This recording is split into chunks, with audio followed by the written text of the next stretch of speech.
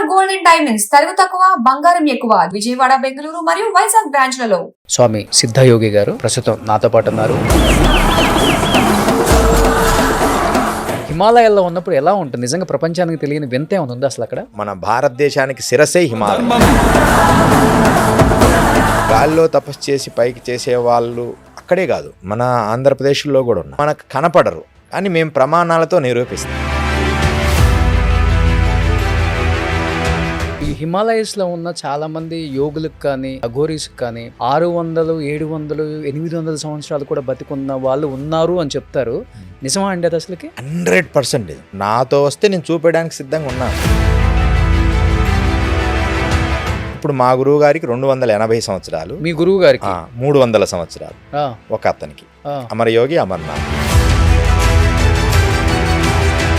అసలు ఇన్ని సంవత్సరాలు అసలు అన్నం తినకుండా మంచినీళ్ళు తాగకుండా ఎలా ఉండగలుగుతున్నారు? సాధనలో ఉన్నప్పుడు సాధ్యమే.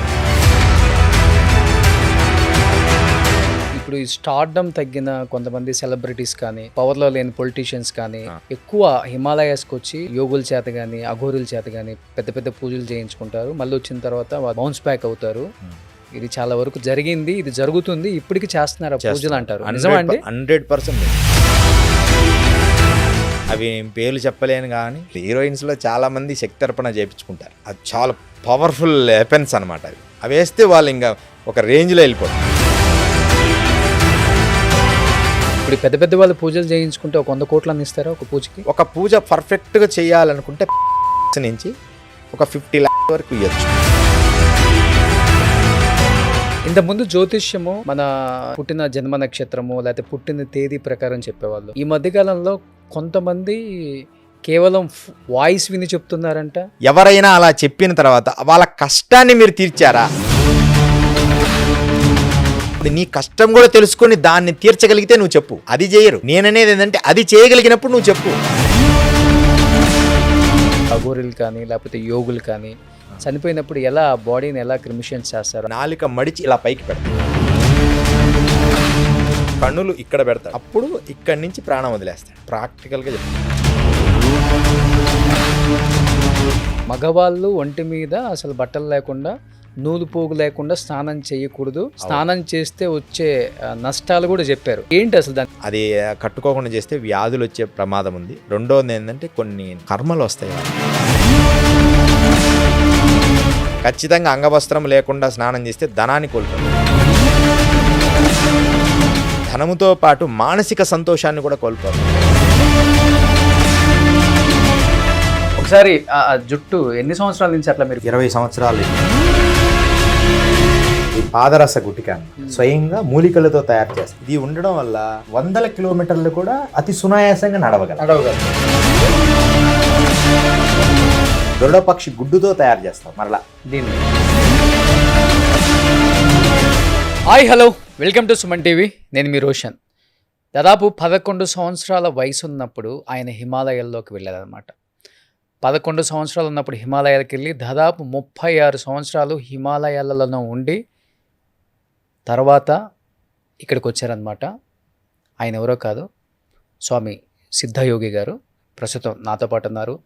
హిమాలయాలలో ఉన్న అఘోరీల గురించి లేకపోతే హిమాలయాలలో తపస్సు చేసే మునుల గురించి ఎన్నో తెలుసుకోవాలని ఎంతోమంది నన్ను అడిగారు కాబట్టి ఆయన ఇక్కడికి పిలిపించడం జరిగింది ఈరోజు. సో నమస్తే స్వామి సిద్ధయోగి గారు. నమో నమః. సో ఫస్ట్ ఆఫ్ ఆల్ చాలా చాలా సంతోషంగా ఉంటుంది కొంతమంది వ్యక్తులను కలిసినప్పుడు. ఎందుకంటే ఇప్పటికీ ఎంతోమంది ప్రజలకి అసలుకి హిమాలయాలలో ప్రపంచానికి తెలియని శక్తులు లేకపోతే ప్రపంచానికి ఇంకా తెలియని సరికొత్త స్థలం అంటే ప్లేస్లు ఏమైనా ఉన్నాయా అని చాలామందికి డౌట్ ఉంటుంది. మీరు 36 సంవత్సరాల పాటు అక్కడే మీ జీవితం మొత్తం కొనసాగింది కాబట్టి హిమాలయాల్లో ఉన్నప్పుడు ఎలా ఉంటుంది? నిజంగా ప్రపంచానికి తెలియని వింత ఏమైనా ఉందా అసలు అక్కడ? ఓం రత్నాకరాం ధౌతపధాం హిమాలయ కిరీటినిం బ్రహ్మరాజ ఋషిరత్నాఢ్యాం వందే భారతమాతరం. దత్తుడి ఆశీర్వాదములు, సుమన్ టీవీ ప్రేక్షకులందరికీ కూడా ఆశీర్వాదములు. మీరు అడిగిన ప్రశ్నలు చాలా అద్భుతమైనవి. అందరూ తెలుసుకోవాలని ఎప్పుడు కుతూహలంగా ఉంటారు. ఖచ్చితంగా హిమాలయం అనేది ఒక మన భారతదేశమే కాదు, ప్రపంచానికి ఒక కిరీటం లాంటిది. ఆ కిరీటంలో మణులు, రత్నాలు అన్నీ ఎలా ఉంటాయో అలా మన భారతీయ శక్తి మొత్తం తల ఉంటేనే కదా బాడీకి విలువ ఉంటుంది. శిరస్సు, మన భారతదేశానికి శిరస్సే హిమాలయం. దాంట్లో ఎంతోమంది ఋషులు, యోగులు, సాధకులు, అసలు అడుగడుగున ఒక అద్భుతమైన సాధనా విధానాల్లో ఋషులు ఉండేవారు. వారు ఇక్కడ ఉన్నారు, ఇక్కడ లేరనే లేదు. అయితే కాలాంతరంగా కొంత లోపలికి వెళ్తున్నారు. 2000కు ముందు ఎక్కువగా యోగులందరూ కూడా మనకు నడుస్తుంటే అట్లా పక్కనే కుటీరం కనపడేది, మనం వెళ్ళేవాళ్ళం. ఒక్కొక్కరు హఠయోగులు ఉంటారు, జలయోగులు, తర్వాత గాల్లో తపస్సు చేసేవాళ్ళు, పైకి లేచి గాల్లో తపస్సు చేసి పైకి చేసేవాళ్ళు అక్కడే కాదు, మన ఆంధ్రప్రదేశ్లో కూడా ఉన్నారు. అంటే మనకు కనపడరు, కానీ మేము ప్రమాణాలతో నిరూపిస్తాం. ఓకే, ఎలా సాధ్యం అది అసలుకి? సైన్స్ పరంగా మనం తీసుకోవాలి ఫస్ట్. అంటే సైన్స్ నమ్ముతారు. ఈ సైన్స్ అంటే ఆధ్యాత్మికంగా సాధన చేయమంటే అది ఎక్కువ విశ్వసించారు. సైన్స్ ఏంటంటే మన లంగ్స్ ఇంతవరకే ఉంటాయి. మనం గాలి ఎక్కువగా లంగ్స్ పూర్తిగా తీసుకోం. ఎప్పుడు లంగ్స్ పూర్తిగా లంగ్స్ ఇంత పొడుగు ఉంటాయి, అంటే పూర్తిగా వ్యాకోచన చెందుతాయి. అయితే ఈ ప్రాణాయామ కుంభకాలలో హైడ్రోజన్ అంటే విపరీతమైన హీట్ జనరేట్ అవుతుంది. అది హైడ్రోజన్ గాలిగా మారుతుంది. ఓకే, ఇప్పుడు హైడ్రోజన్ బెలూన్స్ ఎలా ఉంటాయి? అవును, వదలంగానే గాల్లో వెళ్తాయి. అలాగే మన బాడీ కూడా లిఫ్ట్ అవుతుంది. 100% నేను ప్రూవ్ చేస్తా. కాబట్టి కేవలం సాధనతోనే సాధ్యం. ప్రూవ్ చేస్తా. మీరు కూర్చోగలరా గాల్లో? అంటే ఇప్పుడు కాదు, చూసిన వాళ్ళు ఉన్నారు. నేను కూర్చున్నది మా గురువు గారు ఇప్పటికీ ఉన్నారు, యోగానంద భారతి వారు. కొంచెం ప్రాక్టీస్ చేస్తే, అంటే ఒక 6 months 8 months అని, అంటే అలానే కూర్చొని ఉంటారు. ఇంకా మన ఇంటిది లిఫ్ట్ అవుతారు. అదే లిఫ్ట్ అయ్యేది సినిమాలలో చూసినట్టే కదా. మీరు అంటే మొబైల్లో మనం చూడొచ్చు. ఇప్పుడే యోగానంద భారతి అని కొడితే నీటి పైన 4 గంటలు పైన కూర్చొని రామాయణం చెప్తారు. అంటే నీటి పైన, అంటే ఇలా పడుకొని కాదు, నీ బాడీ మొత్తం ఇలా కూర్చొని ఉంటుంటారు. ఇక్కడికే నీళ్ళు ఉంటాయి. టీవీ వాళ్ళు ఇంటర్వ్యూ చేసి 4 గంటలు రామాయణం చెప్పారు. అంటే ఆయన లోపల బాడీలో ఎంత ఎనర్జీ ఉంటాయి పైకి నీటి మీద తేలడం. అసలు ఎలా పాసిబుల్ అసలు అది? చూడండి, కొట్టి చూడమంటే యోగానంద భారత్ అంటే మీకు అమ్మడే వస్తుంది. అందరికీ చూపించవచ్చు లైవ్లో. అదే యోగ సాధన 1:4:2 అని ఒక యోగ శాస్త్రం ఉంది. అంటే యోగంలో, ప్రాణాయామాల్లో అన్నీ మనం పుస్తకాలు చదువుతాం రోషన్ గారు. అంటే పుస్తకాలే ఎక్కువ, అవన్నీ చాలా నాలెడ్జ్ ఉందని అనుకుంటారు, బుక్స్ చదివి అవన్నీ. కానీ అవి ప్రాక్టికల్గా రూపంగా చేసిన సాధువులు కొంచెం మందే ఉంటారు. నాలెడ్జ్ బ్రెయిన్ వరకే వీళ్ళందరూ ఆపేస్తారు. ఓకే, ప్రాక్టికల్గా చేసేవాళ్ళు ఇన్ని పట్టుకోలేరు. అవసరమైంది ప్రాక్టీస్ చేసి వారు ఆనందంగా జీవిస్తారు.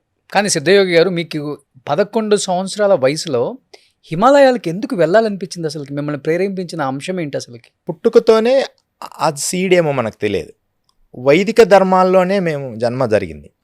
అంటే వైదిక ధర్మంలో. ఓకే, అందుకని నేను ఎక్కువ ఈ ధ్యానము, సాధన అంటే నాకు గుర్తు వచ్చినప్పుడు, గుర్తు రాకముందే ఈ చిన్ముద్ర ఎక్కువ వేస్తుండేవాడిని.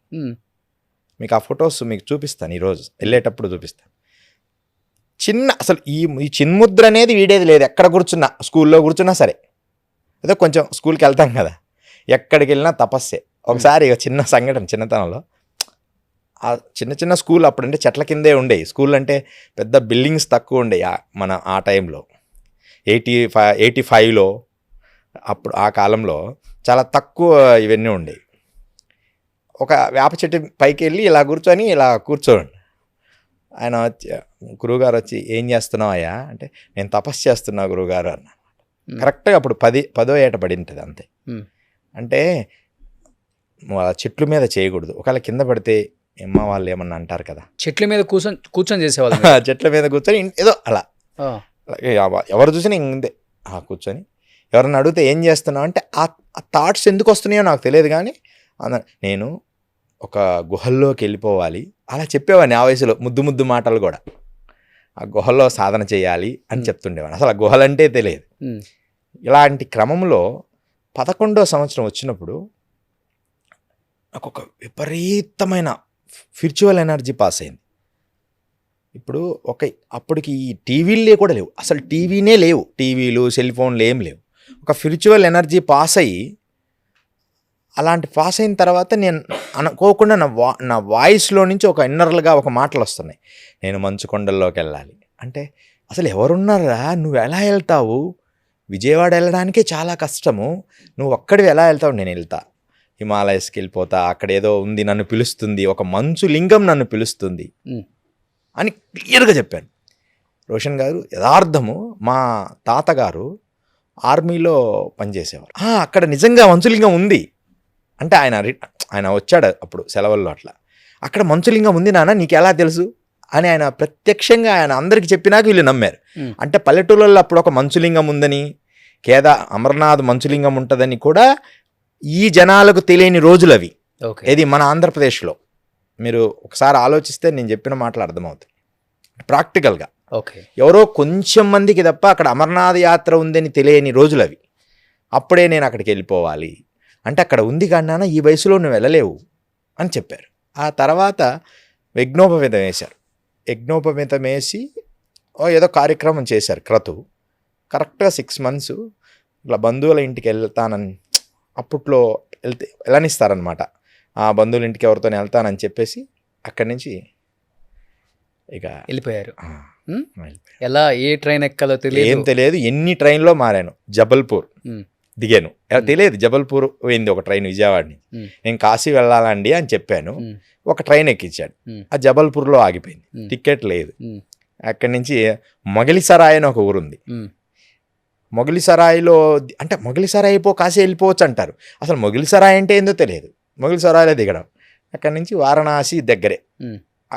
అప్పట్లో వేరే వాళ్ళు వచ్చి మేము తీసుకెళ్తామని వారణాసి వెళ్ళడం. ఒంటరిగా ఉన్నాను కదా, ఎవ్వరూ రానిచ్చేవాళ్ళు కాదు, అంటే మనకు ఒక రూమ్ లాగా ఉండడానికి ఏమీ ఉండేది కాదు. అలా తిరుగుతూ ఉండేవాడిని, ఎక్కడ ఉండాలో తెలియదు, విపరీతమైన చలి. అలా తిరుగుతున్నప్పుడు ఒక ఆయనడు, ఇక్కడ సత్యలోక్ అని ఒకటి ఉంది, అక్కడ పంచలాగా ఉంటుంది ఆ ప్లేసు, మీరు అక్కడ ఉండండి వెళ్ళి ఆయన ఇక్కడ ఉండి పంచలోని. ఆ పంచలో ఎదురుగానే శ్యామచరణ లాహిరి అని లాహిరి మహాశైల హౌస్, అది మన మహావతార్ బాబాజీ శిష్యులు లాహిరి మహాశైలు వారి హౌస్ ఉంది. ఆ హౌస్కి తాళం వేస్తుంది. ఒక బ్రాహ్మణుడు వచ్చి రోజు దీపం పెట్టి వెళ్ళేవాడు. అక్కడ ఈ పాలు పెరుగు అమ్మే అతను ఏం చేశారంటే, ఈ అబ్బాయి ఎవరున్నారండి ఆ పంచలో పడుకుంటారు మీ దాంట్లో అని ఇతను అడిగాడు. ఏమో అంటే విలువైన ఏం లేవు అప్పుడు ఆ కాలం. ఆ లోపల పడుకుని రోజు దీపం పెట్టు, అంతా ఊడ్చి ఇక్కడ సాధన చేసుకో అని చెప్పడం జరిగింది. సాధన అంటే కూడా ఏమో తెలియదు. అలా దీపం అలా పెట్టియడం, నమస్కారం చేసుకోవడం, ధ్యానం చేసుకోవడం, నది ఒడ్డుకు పోవడం, నదిని చూస్తూ ఉండడం కాశీలో. ఇలా నా ప్రస్థానం మొదలైంది. ఎవరు మీ గురువు గారు, మొదటి గురువు గారు? అమరయోగి అమర్నాథ్. వీళ్ళే నాకు దర్శనం ఇచ్చారు మా గ్రామంలో. ఒక దగ్గర పర్వతం మీద కూర్చుంటే అప్పుడు నాకు వాళ్ళు ఎవరో తెలియదు. ఇంకొంతకాలం తర్వాత వస్తాం నాన్న, నిన్ను మేము ప్రేరేపిస్తాం, నిన్ను తీసుకెళ్తామన్నా. ఈ విషయం అందరికీ కూడా చెప్పాను. అలా ప్రస్థానం మొదలైంది. ఇప్పటికి కూడా వాళ్ళు హిమాలయస్లో ఉన్నారు. ఇప్పుడు ఈ హిమాలయస్లో ఉన్న చాలామంది యోగులకు కానీ లేకపోతే ఈ అఘోరీస్కి కానీ 600, 700, 800 సంవత్సరాలు కూడా బతికున్న వాళ్ళు ఉన్నారు అని చెప్తారు. నిజమా అండి అది అసలుకి? 100% నిజం. నాతో వస్తే నేను చూపించడానికి సిద్ధంగా ఉన్నాను రోషన్ గారు. మీరు అంటే అందరినీ నేను తీసుకెళ్ళలేను. ఒకసారి మనం ప్రోగ్రామ్ ఇట్లా వెళ్దాం ఒకసారి హిమాలయస్ అంటే, జస్ట్ ఈ కెమెరాస్ ఇవన్నీ లేకుండా మనం ఉత్తరకాశీ నుంచి బయలుదేరదాం. నేను ట్రై చేస్తాను. ఇప్పుడు మా గురువు గారికి 280 సంవత్సరాలు, మీ గురువు గారికి 300 సంవత్సరాలు, ఒక అతనికి అమరయోగి అమర్నాథులు. వీళ్ళు ఎప్పుడు శరీరం తింటారు. వీళ్ళ అనుమతి వాళ్ళంతటా వాళ్ళు కలవాలనుకున్నప్పుడు మమ్మల్ని కలుస్తారు. ఇప్పటికీ వాళ్ళ ప్రేరేపణే మమ్మల్ని నడిపిస్తూ ఉంటుంది. అంటే సమాచారం ఎలా వస్తుంది? ఇప్పుడు ఒక రహస్యాన్ని అంటే ఇవన్నీ పబ్లిక్కి రకరకాల కామెంట్స్ వస్తాయని చెప్పాలి. ఈరోజు తెలియాలి అసలు చాలా వరకు. ఎందుకంటే దాన్ని ఒక ఉదాహరణకి ఈ మధ్యనే ఒక 1 year అయింది. అమరేశ్వర్ రాజేశ్వర్ శర్మ అని ఒక అతను ఉండేవాడు, ఉస్మానియా యూనివర్సిటీ ప్రొఫెసర్. ఆయన 100 years బతికారు. మనం ఈ మధ్య వెనకాల ఆయన ప్రత్యక్షంగా చూశారు మా గురువు గారితో మాట్లాడుతుంటే. అప్పటి నుంచి ఆయనకు మాకు స్నేహం ఏర్పడింది. భారతి గారని వారి డాటర్, ఆవిడ కూడా మంచి స్నేహము. ఆయన ఒక రకంగా గురువు. ఆయన దగ్గర నేను సంస్కృతాన్ని నేర్చుకుంటుండేవాడిని అప్పుడప్పుడు. ఓకే. అంటే నేను భారత పర్యటన చేశాను. భారత పర్యటన 16,000 కిలోమీటర్లు చేశాను మొత్తం కాలినడక. అలా అప్పుడు ఈయన దగ్గర నేను కొంతకాలం సంస్కృత అధ్యయనము, శ్లోకాలు ఎలా చదవాలి అలా చేస్తున్నప్పుడు ఒకసారి నది ఒడ్డున అలా కూర్చుంటే ఆయన ఇలా కూర్చున్నారు. మా గురువుగారు ఆకాశం నుంచి ఇలా దిగారు. అలా దిగుతూ అంటే ఇది యథార్థం నమ్మాల్సిందే. ఆయన ఏదో కూర్చున్నాను, గురువుగారు అలా దిగుతుంటే అమ్మడే నేను పోయి నమస్కరించాను. ఎవరికి కనపడరు వారు వాస్తవానికి. నేను పోయి వారితో విన్నవిస్తున్నానా, నువ్వు నర్మద బయలుదేరు అన్నారు. నర్మద నువ్వు వెళ్ళాలి అని చెప్పారు. ఇక్కడ చూసి ఎవరితో పెద్ద ఆయన ఎవరితో నువ్వు మాట్లాడుతున్నావు అన్నారు. గురువుగారు మీకు కనిపించారా అంటే ఎవరో ఒక ఆయనతో మాట్లాడుతున్నావే అన్నారు. కొంచెం పెద్దవాడు, సాధకుడు కాబట్టి ఆయన కనిపించారు. ఆయన అప్పటి నుంచి నా స్నేహం ఆయన వదలలేదు చివరి వరకు కూడా. నా వీడియోస్ కూడా మీకు చూపిస్తాను. ఆయనతో లాస్ట్ పెద్ద ఆయన అనమాట, మన అమరేశ్వరం గారితో. అలా అంటే ఇవన్నీ సత్యం ఉంటే సత్యము, సత్యం లేదంటే లేదు. నిజంగా భగవత్ శక్తి ఉంది.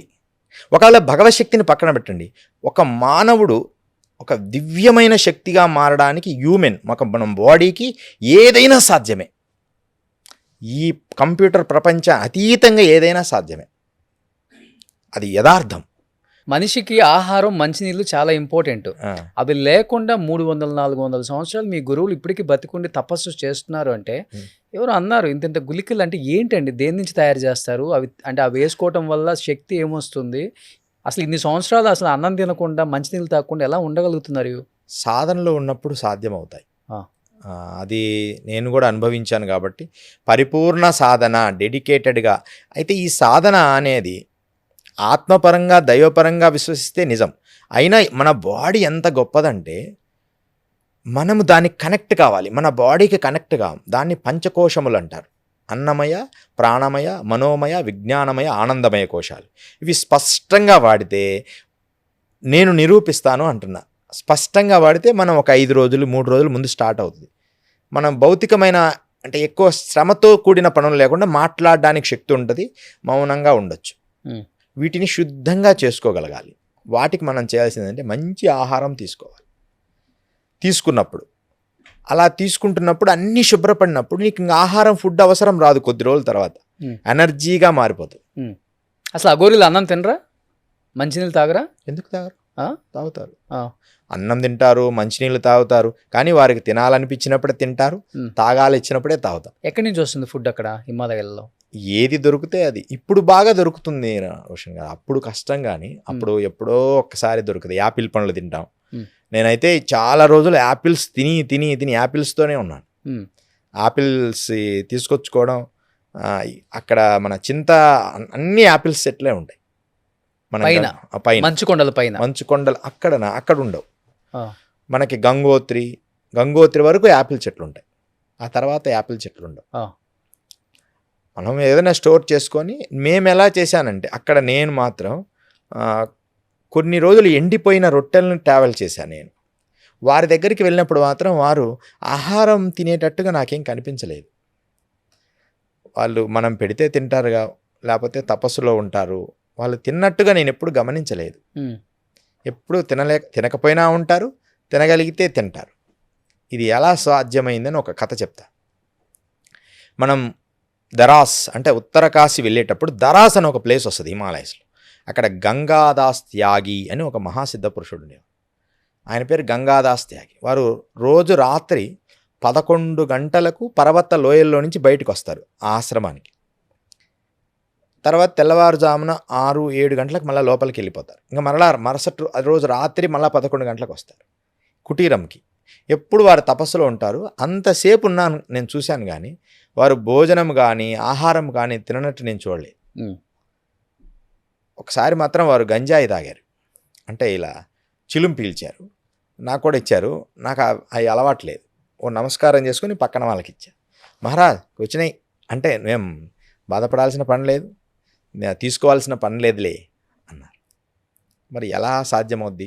ఎముకల గూడులాగా పూర్తి చైతన్యావస్థలో ఒక భోజపత్రాన్ని మాత్రమే కౌపీనంగా ధరించిన గంగాదాస్ త్యాగి వీరిని నేను చూశాను. ఎప్పుడు అన్నం తిన్నట్టు నేను గమనించలేదు. ఎన్ని సంవత్సరాలు ఉంటాయి ఆయనకి? వారికి ఒక 170 పైన ఉంటాయని అన్నారు అక్కడి వారు.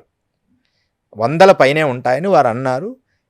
కానీ మనకు క్లారిటీగా తెలియదు. వాళ్ళు చెప్తున్నారు అక్కడ వాళ్ళు, మా తాతల నుంచి ఈయన ఇలాగే ఉన్నారు, ఎప్పుడు చూసినా ఒకే రకంగా ఉంటారు. ఇది సాధ్యము అనేది మాత్రం నేను నిరూపించాలని నా తపన. ఇదంతా కానీ సాధ్యం. ఇప్పుడు అక్కడ మంచు కొండలు, ఉమ్, అసలు చలిలో ఉమ్, ఎప్పుడు చూసినా కానీ ఒంటి మీద బట్టలు లేకుండా ఉంటారు కదా గోరీలు కానీ ఇంచుమించు అంతే. తపస్సు ఆ, మీరు అన్నట్లుగా ఒక చిన్నది ఏదో కట్టుకొని. ఆ, అది మీరు ఇనిషియల్గా మీరు అన్నారు, నేను వెళ్ళిన కొత్తలో ఆ చలికి ఉండలేకపోయానని. ఉమ్. ఎన్ని సంవత్సరాలు పట్టింది మీ బాడీకి అలవాటు అవ్వటానికి ఆ చలిలో? ఎంత మైనస్లో అయినా ఉండటానికి అలవాటు పడటం అంటే అంత ఈజీ కాదు ఒక శరీరం. అవును, దానికి ప్రాణాయామ ప్రక్రియలు ఉన్నాయి, ఆ. కపాలభాతి ప్రక్రియలు ఉన్నాయి. ఉమ్. అవన్నీ మేము నేర్చుకున్నా. చైనీస్ ఉంటారు కదా, చైనీస్ మాంక్స్ దగ్గర కొంతకాలం నేను శిక్షణ పొందా ఈ మంచు కొండల్లో ఉండడానికి. చైనాకి సంబంధించిన అంటే టిబెట్కి సంబంధించిన ఒక మాంక్స్ ఓకే. వాళ్ళు ఆ ప్రక్రియలన్నీ నేను బాగా ప్రాక్టీస్ చేశాను. భస్త్రికం ఆ చేసిన తర్వాత నేను కూడా ఓన్లీ గోనె సంచి మాత్రమే కట్టుకొని జీవించేవాడిని. ఉమ్. అంటే ఏ స్వెటర్స్ కానీ, అసలు వర్షం పడుతూ ఉంటుంది, బీభత్సమైన వర్షం అయినా సరే హాయిగా అసలు చలి వణికిన, అసలు వణికడ ఏమైనా కానీ అలా తపస్సు కొండడమే. అంటే దేహం దానికి అలవాటు పడుతుంది. ఏ వస్తువైనా మనం ఒక 20 రోజులు ప్రాక్టీస్ చేస్తే దానికి కొంచెం కొంచెంగా దేహం దానికే అలవాటు పడుతుంది. కానీ ఇప్పుడు యోగులు అంటే ఎవరు, మునులు అంటే ఎవరు, అఘోరీలు అంటే ఎవరు? వీళ్ళందరూ ఉండేది హిమాలయాల్లోనే కదా. వాళ్ళ పేర్లు అంతే. అంటే ఏంటి అసలుకి అది ఎట్లా? యోగులన్నా ఎవరైనా పీస్ ఆఫ్ మైండ్, ఉమ్. రిలాక్స్గా ఉండడం, వారి సంకల్పాలని విశ్వంలోకి లయము చేసి అందరినీ రక్షించడానికి సహకరించడం, వాళ్ళు ప్రయత్నం చేస్తూనే ఉంటారు. ఇప్పుడు ఆయుర్వేదం అంటారు, హోమియోపతి అంటారు, అలోపతి అంటారు, రకరకాల డాక్టర్స్ ఉన్నారు. వారి లక్ష్యం ఏంటి? ఏదో రకంగా వాళ్ళ వ్యాధిని తగ్గించాలి, అంతే కదా. వారి లక్ష్యం, డాక్టర్ లక్ష్యం వ్యాధిని తగ్గించాలి. యోగుల లక్ష్యం మనుషుల్ని శాంతింపచేయాలి, వారిని మంచిగా ధర్మ మార్గంలో నడిపించాలి. అంటే ధర్మ మార్గం అంటే ఒక దైవంతో కనెక్ట్ అని నేను అనను. ఏదో దైవం అంటే ఈ శివుడు, పరమేశ్వరుడు, రాముడు, కృష్ణుడు, ఇవన్నీ చైతన్య అవస్థలు. అలా కాదు, అసలు మనిషిగా బ్రతకడం నేర్చుకోవాలనేది నా అభిప్రాయం. అది మిస్ అవుతున్నారు. దేవుడు ఎన్ని పక్కన పెట్టింది, అదంటే మా వ్యక్తిగత విషయం. అంటే ఒక యోగి లక్షణం అది. ఒక సాధకుడు పరమేశ్వరుని చూడాలనే తపనలో ఉంటాడు. కానీ మనిషి ఎలాంటి స్థితికి వచ్చాడంటే ఇప్పుడు అసలు మనిషి అనేది ఒక మనిషి ఎలా బ్రతకాలి? ఇదిగో ఇలా కష్టపడాలి, ఎంతవరకు అవసరమో అంతవరకు కష్టపడి పని చేయాలి, సంపాదించాలి, దాన్ని ఎలా వినియోగించాలి, అది మర్చిపోయి మనిషిని మనిషిగా చూడకుండా ఒకని నాశనం చేయాలనే స్థాయికి వెళ్ళిపోతున్నారు. క్లియర్గా కనపడుతుంది ప్రపంచం. ఒకలా మన ప్రశాంతంగా ఉన్నా వెనక నుంచి ఏదో ఫోర్సుల్లాగా అందరూ కలిసి కట్టి అది ఇది కులము, మతము, జాతి, వర్గము, భేదాలు, ఇవి అసలు యోగులు ఎప్పుడు ఇవి కోరుకోరు. యోగుల్లో కూడా అన్ని రకాలు ఉంటారు కాబట్టి అందరూ ఉంటారు, అన్ని యోగులు ఉంటారు, అందరూ చాలా సన్నిహితంగా ఉంటాం, అందరినీ ఒకరినొకరు గౌరవించుకుంటాం.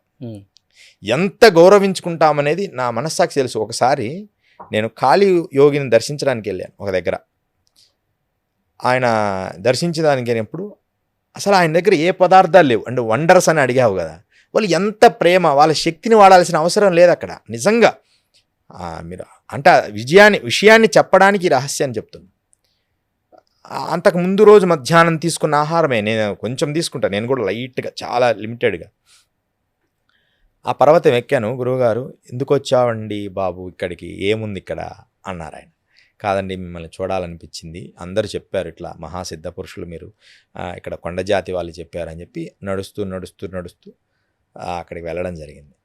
అక్కడ ఆయన చెప్పిన మాటలు, ఎందుకు వచ్చావు ఏంటి అని అడిచి కొంచెం కోపగించుకున్నారు. మా సాధన భగ్న, ఇదంతా సాధన జరిగే స్థలం కాదు నాన్న, నువ్వు చిన్నవాడివి, మంచిగా సాధన చేసుకొని ఏదో చెప్పారు. కానీ అక్కడ చిన్న గుహ రోషన్, ఒక 6x6 అంతే అది. ఆ గుహ దాంట్లో ఏమీ లేవు, 2 మట్టి పాత్రలు ఉన్నాయి, కుండలు. ఒక కుండ మీద ఇంకొక కుండ ఇలా బోర్లించేసి అలా ఉన్నాము. నాకు బాగా బడలికగా ఉంది. కొంచెంసేపు నేను అలా కళ్ళు మూసుకొని అట్లా పడుకున్నాను. అలా లేచేటప్పటికి దాంట్లో నుంచి పొగలు కక్కుతున్న అన్నము, పాయసం, అన్నీ ఇంకా వేడివేడి పదార్థాలు ఎలా సాధ్యమయ్యాయి? అది ఎక్కడో అడవిలో ఉంది. ఒకవేళ చేపిద్దామన్నా ఒక వంట అన్నం ఒకటైతే వండొచ్చు, దాంట్లో కూరలు, రొట్టెలు అసలు అన్నీ సృష్టించబడ్డాను. నేను అన్నీ గురుగారు ఎలా సాధ్యమైందండి? అమ్మ అనుకుంటే ఏదైనా సాధ్యమవుతుంది, కానీ నీకోసమే ఇది సృష్టించబడింది అని నేను మాత్రమే తిన్నా, ఆయన తినలేదు. అలా ఆయన ఆహారం నిరాహారంగా ఎన్నో సంవత్సరాలుగా ఉన్నారు ఇప్పటికి కూడా. ఓకే. ఆయన ఆహారం తినడు అసలు. ఎంత గొప్ప శక్తి! నిజంగా స్పిరిచువల్ శక్తి ఉంది, కానీ ఆనెస్ట్గా రియాలిటీగా గురువుగారు నేను ఆనెస్ట్గా రియాలిటీగా చూడాలనుకుంటున్నాను అంటే ఏదో ఒక సమయంలో తన యోగ్యతను పరిశీలించి మనం వెళ్దాం హిమాలయస్కి. రావచ్చా? సాధారణ మనుషులు రావచ్చా? రావచ్చా? రావచ్చు, 100% రావచ్చు. కానీ మీరు కెమెరాస్ కానీ అవి కానీ వద్దు. మీరు వచ్చి చూసిన తర్వాత ప్రమాణంగా కెమెరాకి చెప్పుకోండి, అప్పుడు ప్రపంచం విశ్వసిస్తుంది. అంటే అంటే అంటే ఎంత దూరం? అంటే నడుచుకుంటూ వెళ్ళాల్సిందే కదా. ఇక్కడ ఎంత దూరం అని కాదు, కరెక్ట్ గురువు దొరికితే. అంటే ఇప్పుడు ఒక మంచి జ్ఞాన గురువు దొరికితే మీకు అంత కష్టాలు ఏమి ఉండవు. అయితే మమ్మల్ని ఒక 2 మాటలు అంటారు, ఎందుకురా వీళ్ళని తీసుకొచ్చావు అని అంటే అనొచ్చు. అన్నా సరే గురువుగారు ఒక్కసారి దర్శనానికి వచ్చారని అంత దూరం నుంచైనా నేను చూపించగలుగుతాను. హిమాలయస్లోనే చాలా అద్భుతమైన 100 సంవత్సరాలు బ్రతికిన యోగులు ఉన్నారు.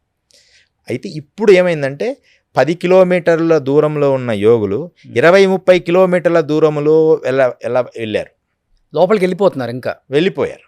ఇంత అసలు ఫస్ట్ 85లో 90లో యోగులు అలా మనం రోడ్డు ఉత్తరకాశీ నుంచి అలా నడుస్తూ వెళ్తున్నా ఆ పక్కనే అదిగో ఆ కుటీరంలో ఆదియోగి ఉన్నాడు, ఈ కుటీరంలో బర్ఫానీ బాబా ఉన్నారు అని అంత సరళంగా చెప్పుకునేవాళ్ళం. ఇప్పుడు వాళ్ళందరూ లోపలికి వెళ్ళిపోతున్నారు. అంటే మారుతున్న సమాజాన్ని చూడలేక టూరిజం స్పాట్ అయిపోయింది హిమాలయం. మీరు మొన్న చూడండి, అన్ని కార్లే. మాకు కారు ఉంది మేము వెళ్ళిపోతున్నాం, మాకు కారు ఉంది మేము వెళ్ళిపోతున్నాం అని 100 కార్లు. మీరు పోయిన సంవత్సరం కేదార్ బద్రీలో దర్శనానికి ఎంత లేట్ అయిపోతుందో, ఒక టూరిజం స్పాట్ లాగా అయిపోయింది అలాంటి సమాజం. ఇంకోటి యోగులు, రోషన్ గారు మీకు ఆశ్చర్యము ఏమన్నా అనుకోండి, ఈ ప్రపంచము నేను చూశాను యోగుల గురించి తప్పుగా ఒక విషయము, యోగులని పేరు చెప్పుకొని చేసే పనులు. ఈ మధ్య గంగోత్రిలో మేము చూస్తే, మేము తపస్సు చేసిన గుహల్లో ఇప్పుడు అందరూ కూడా బాబాలు స్వామీజీలు ఉన్నారు. ఓకే, మంచిదే, ఆ గుహలు మీరు తపస్సు చేసుకోవడానికి వాడుకోండి. అంటే అక్కడ గుహలు ప్రత్యేకంగా ఉండవు హిమాలయస్లో. ఒక కొండ పర్వతానికి చిన్న గుంత మట్టి తీసి అది ఒక ప్లేస్ అన్నమాట. రాతి గుహలు కొంచెం తక్కువ ఉంటాయి. అక్కడ హాయిగా తపస్సు చేసుకోకుండా ఈ ఫారినర్స్ను వీళ్ళని ఆకర్షించడానికి ఒక రకమైన స్వామీలు తయారయ్యారు. అక్కడ లోపలికి వెళ్ళిపోయారు వాళ్ళు కూడా. ఫారినర్స్ వీళ్ళందరినీ ఆకర్షించడానికి వాళ్ళని ఆకర్షిస్తున్నారు ఈ విభూదులు రకరకాలుగా పెట్టిన సాధువులు. వచ్చి మీరు కాఫీ తాగుతారా, ఫిల్టర్ కాఫీ తాగుతారా అని అడుగుతున్నారు. నేను మౌనంగా చూస్తున్నా. అంటే ఒకరిద్దరు, అందరి గురించి నేను చెప్పడం లేదు.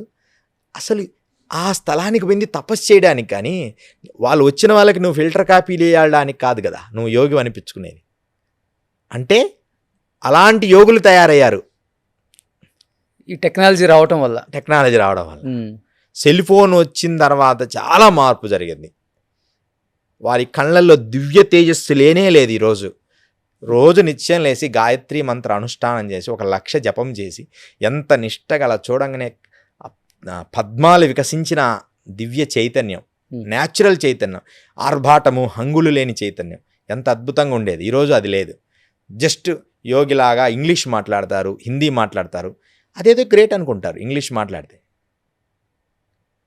అలాంటి పరిస్థితికి రావడం వల్లే మీరందరూ కూడా నిజమైన యోగుల్ని చూడలేకపోతున్నారు ఈ ప్రపంచం. ఇప్పుడు సాధారణ మనుషులు కొంతమంది ఎవరైనా హిమాలయ పర్వతాల మీదకి రావటం, కొంతమంది యోగుల్ని కానీ అఘోరుల్ని కానీ కలవటానికి ప్రయత్నించడం కానీ జరుగుతూ ఉంటుందా? ఎందుకు జరగదు? జరుగుతుంటాయి. దర్శనం కూడా సాధ్యం అంటుంటారు. దర్శనం కూడా ఇస్తారు, కానీ మీరు ఆయనకు అంత వయసుని ఎలా క్యాలిక్ట్ చేయలేరు కదా. అవును, మనం చేయలేము. బట్ కోప్పడుతుంటారు వాళ్ళు కొంచెం. అస్సలు నిజమైన యోగులు వీళ్ళకు దర్శనం ఇవ్వాలన్నా ముందు ప్లాన్ వేసుకొనే వస్తారు. వారికి ఈ నేత్రాల కంటే 3వ నేత్రం బాగా పనిచేస్తుంది. అంటే ఇలా చూడంగానే ఈ ప్రాంతంలో ఎవరు వస్తున్నారంటే వారిని వీళ్ళు కలవాలనుకుంటేనే ఆ మార్గంలోకి వెళ్ళి వీళ్ళని కలుస్తారు, కానీ మన కోసం రారు కదా. నిజం రోషన్ గారు, ఇప్పుడు మనం ఒక డిసిప్లిన్గా ఒక రూమ్లో కూర్చున్నప్పుడు ఒక వ్యక్తి చిన్న శబ్దం చేసినా మనకు తెలుస్తుంది. అట్లనే ఒక యోగి నిర్మానుష్యంగా డీప్ మెడిటేషన్ చేసినప్పుడు ఎంత దూరాన్నైనా తన సంకల్ప శక్తితో గుర్తిస్తాడు. సహజ సిద్ధంగా తెలిసిపోతుంది, ఎవరో వస్తున్నారు ఈ మార్గంలో. మనం ఇంట్లో అలా కూర్చున్నప్పుడు ఆ కళ్ళు మూసుకొని ఎవరన్నా అలా కొత్త వాళ్ళు వస్తే అలా కొంచెం ఎవరో వచ్చినట్టుంది అనిపిస్తుంది. శబ్దం కొంచెంగా తగిలినా కూడా మనకు తెలుస్తుంది. అలాగే అంత డీప్ మెడిటేషన్లో ఉన్నప్పుడు చిన్న శబ్దం కూడా వాళ్ళకి పెద్ద శబ్దంలా వినపడుతుంది. ఒక్కోసారి చాలా డేంజర్. అందుకనే యోగుల దగ్గర శబ్దాలు ఎక్కువ చేయకూడదు. బాగా డీప్గా, ఎంతో డీప్గా ఉన్న వాళ్ళ దగ్గర చిన్న అట్లా అనంటే కూడా వాళ్ళకు భయంకరమైన శబ్దం వస్తుంది. ఓకే. అంత డీప్ ఉంటుంది. ఫ్యాన్ శబ్దం కూడా పడదు. కానీ యోగులు అండ్ అఘోరీలు ఇద్దరు చేసే ధ్యానం అదంతా ఒకటేనా అండి? వాళ్ళు కూడా సేమ్ ప్రపంచ శాంతి కోసమే. అందరూ చైతన్యవస్థలే. కానీ పోలీస్ ఆఫీసర్ లాంటి వాళ్ళు అఘోరాలు, నాగసాధువులు. నాగసాధువులు అయితే పూర్తి ఆర్మీ. ఇప్పుడు మన ఇండియన్ ఆర్మీ అంటే నాగసాధువులు. వాళ్ళు ఆర్మీ ఎలా ఉంటారు? చాలా స్ట్రాంగ్ ఉంటారు. అఘోరాలు వేరు.